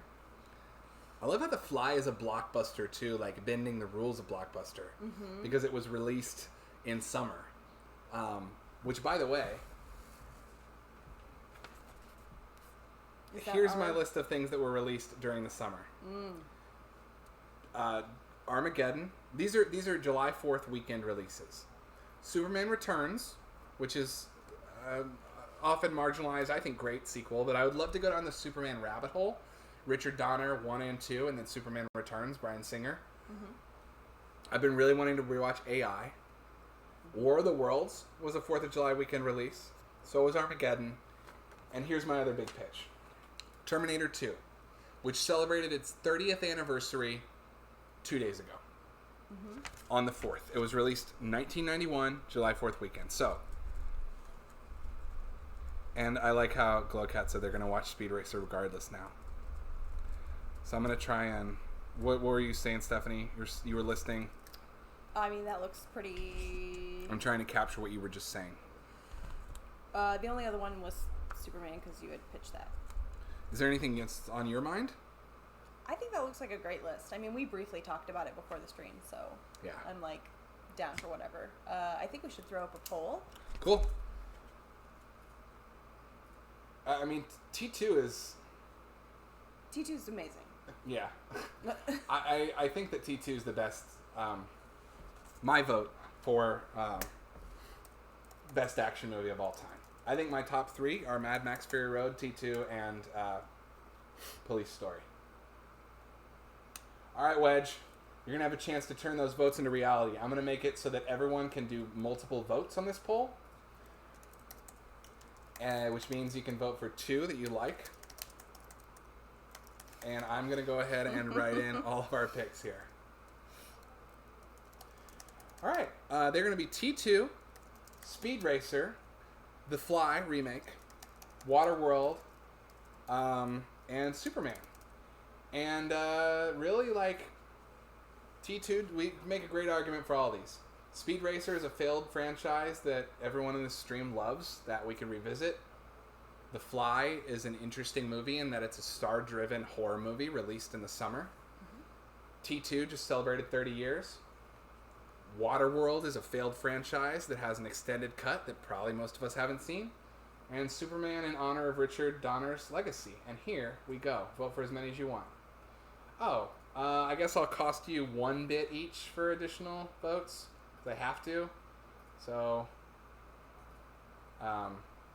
1 bit is cheap, I think. Yeah. Okay. Go for it, homies. Fun.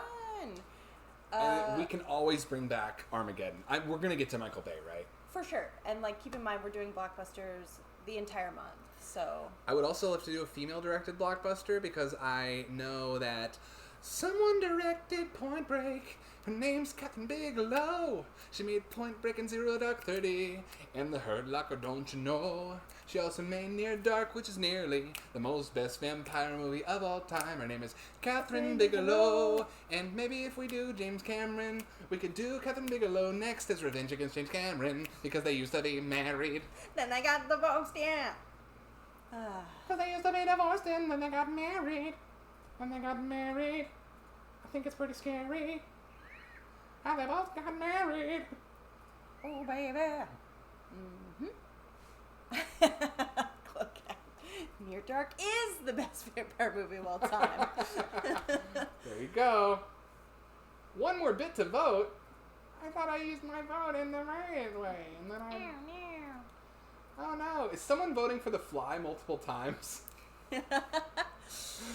Because I feel like it didn't have that much support in the chat, but I am down for it. I love The Fly. It's one of my favorite movies ever. Oh, I was going to say this earlier, but I decided to save it for now. I know in my absence last week, Adam picked my movie club pick for on theme with blockbusters. It was Rocky. I just want to say thank you for knowing me. Oh, of course. Because anyone who knows me knows that Rocky was one of my favorite movies growing up. I watched it so much, always pushing it when it was movie night with my family. I was always wanting to watch Sister Act 2 or Rocky. Bye, Wedge. Bye. And Abby. And yeah, I love that movie so much. So there you go. Word. I'm glad that I got it. You did. Pathos, you voted for it twice. I don't know what bits are because I'm an idiot and I should have used channel points instead. So I apologize for that. I thought when it said that people got multiple votes, that meant that people could vote for multiple options, not vote twice for the same thing. So if you voted twice for the same thing, reveal yourself. Reveal yourself. Reveal yourself. I was trying to vote for 3 things: T2, Speed Racer, and The Fly. But honestly, I'd vote for all of these. But does that mean we have a Speed Racer? Well, I hope that 1 bit is a small amount. Because I did not mean to do that. It says I need 1 more bit to vote. Well, if you spent real life currency on it, then I feel like you are, as a channel supporter, you've earned that right. It's about 1 cent. It's about a penny. It's about a penny. Penny for your thoughts. Oh, okay. Time for your dreams. And have fun for your time on Earth is what it seems. So does that mean, did anyone vote for Speed Racer twice?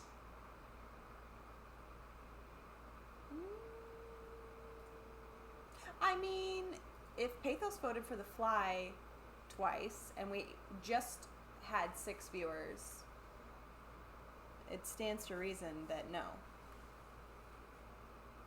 That was the only double down, which means it's a tie. That means it's technically a tie, right? So how do we tie break that? I mean... Do both?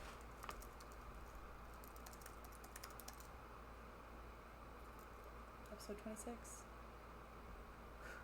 Whoa. Crazy. All right, that's pushing it. I thought it was a July 4th weekend release. We're pushing the definition of summer blockbuster here a little bit. No. No? I don't think so. Well, let's go for it. Let's go for it. Let's tie it out. And then you just watch Speed Racer like 3 times, and Glowcat's going to watch it anyways, so... Oh, but I'm trying to make it so that you institutionally have to watch Speed Racer with me. We can watch it. Also, Showgirls. Yeah. Tonight? Maybe. Okay, y'all.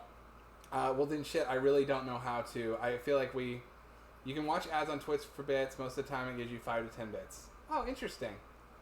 Well, the Fly wins, y'all, by 1 vote. If anyone voted for Speed Racer twice, otherwise it's a tie. I feel like Speed Racer can go on our letterbox as a community pick. Yeah, totally. But also we could make it a movie club whenever. Yeah. Or not. I mean, the beauty of this is, as with all things in life, the fluidity and... Uh-huh. I'm going to add it to the chat recommended for sure. Community picks. Yeah. Wait, are those 2 separate things? I might need to combine those 2 lists. Kinda what? I might need to combine the 2 lists. Well, we did just watch Existence. All right, let's call it The Fly. And... Sorry, I'm sitting weird. The only reason I was going back is because I feel like there was a back and forth because Glowcat said Sad Robot voted for it once. All right, word. Let's do The Fly as our movie club pick. Mm-hmm. My staff pick is going to be... I don't know what my staff pick to be. I'm trying to keep it in... Batman and Robin was my staff pick. Nice. Batman and Robin. Nice. Well, dang, You're just going to make it Rocky 2, and then Rocky 3, and then Rocky 4, and then Rocky Balboa. No. Oh, you know what, though? I will make it Creed. Oh, nice. There Keep you it go. going. All right. Creed is so good, if you haven't seen it. Movie club is The Fly, 1986. Bad nipples, yeah, bad nipples. Adam is Batman and Robin. Steph is Creed. And there you have it, folks.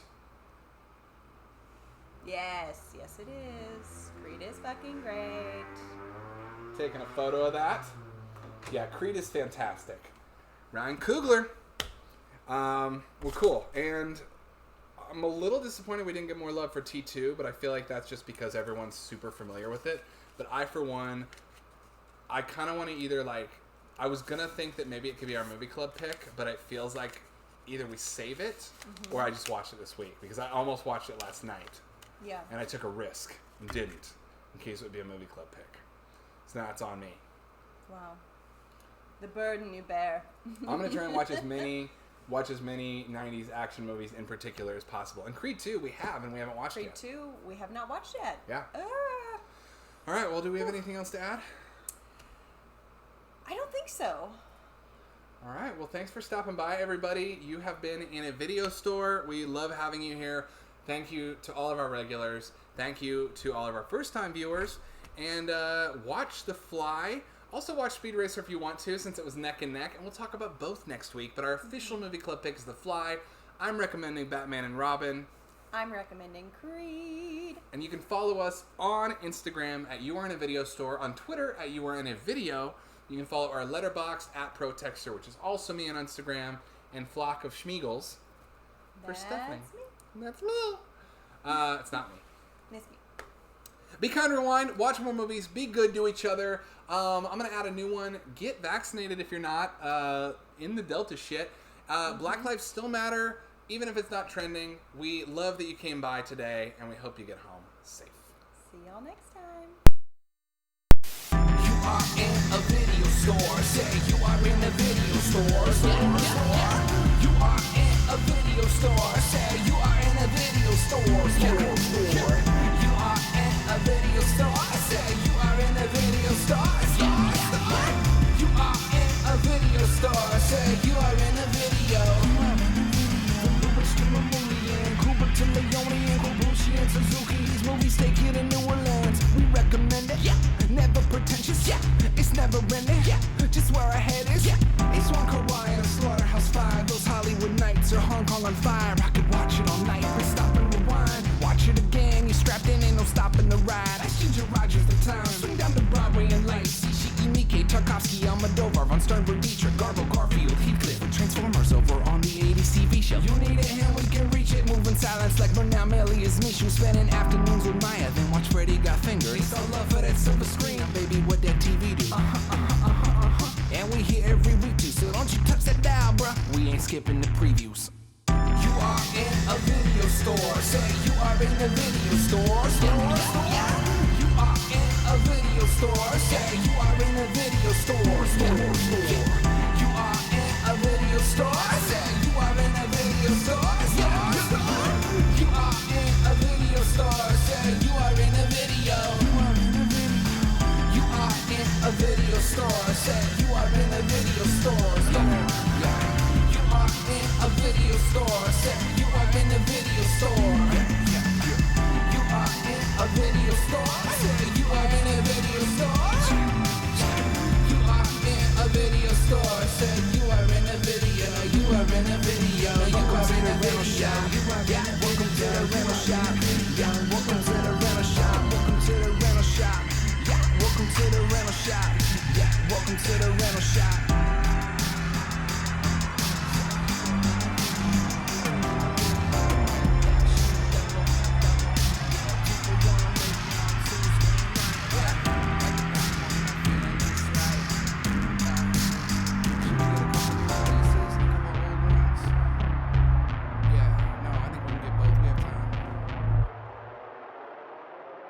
We'll watch them.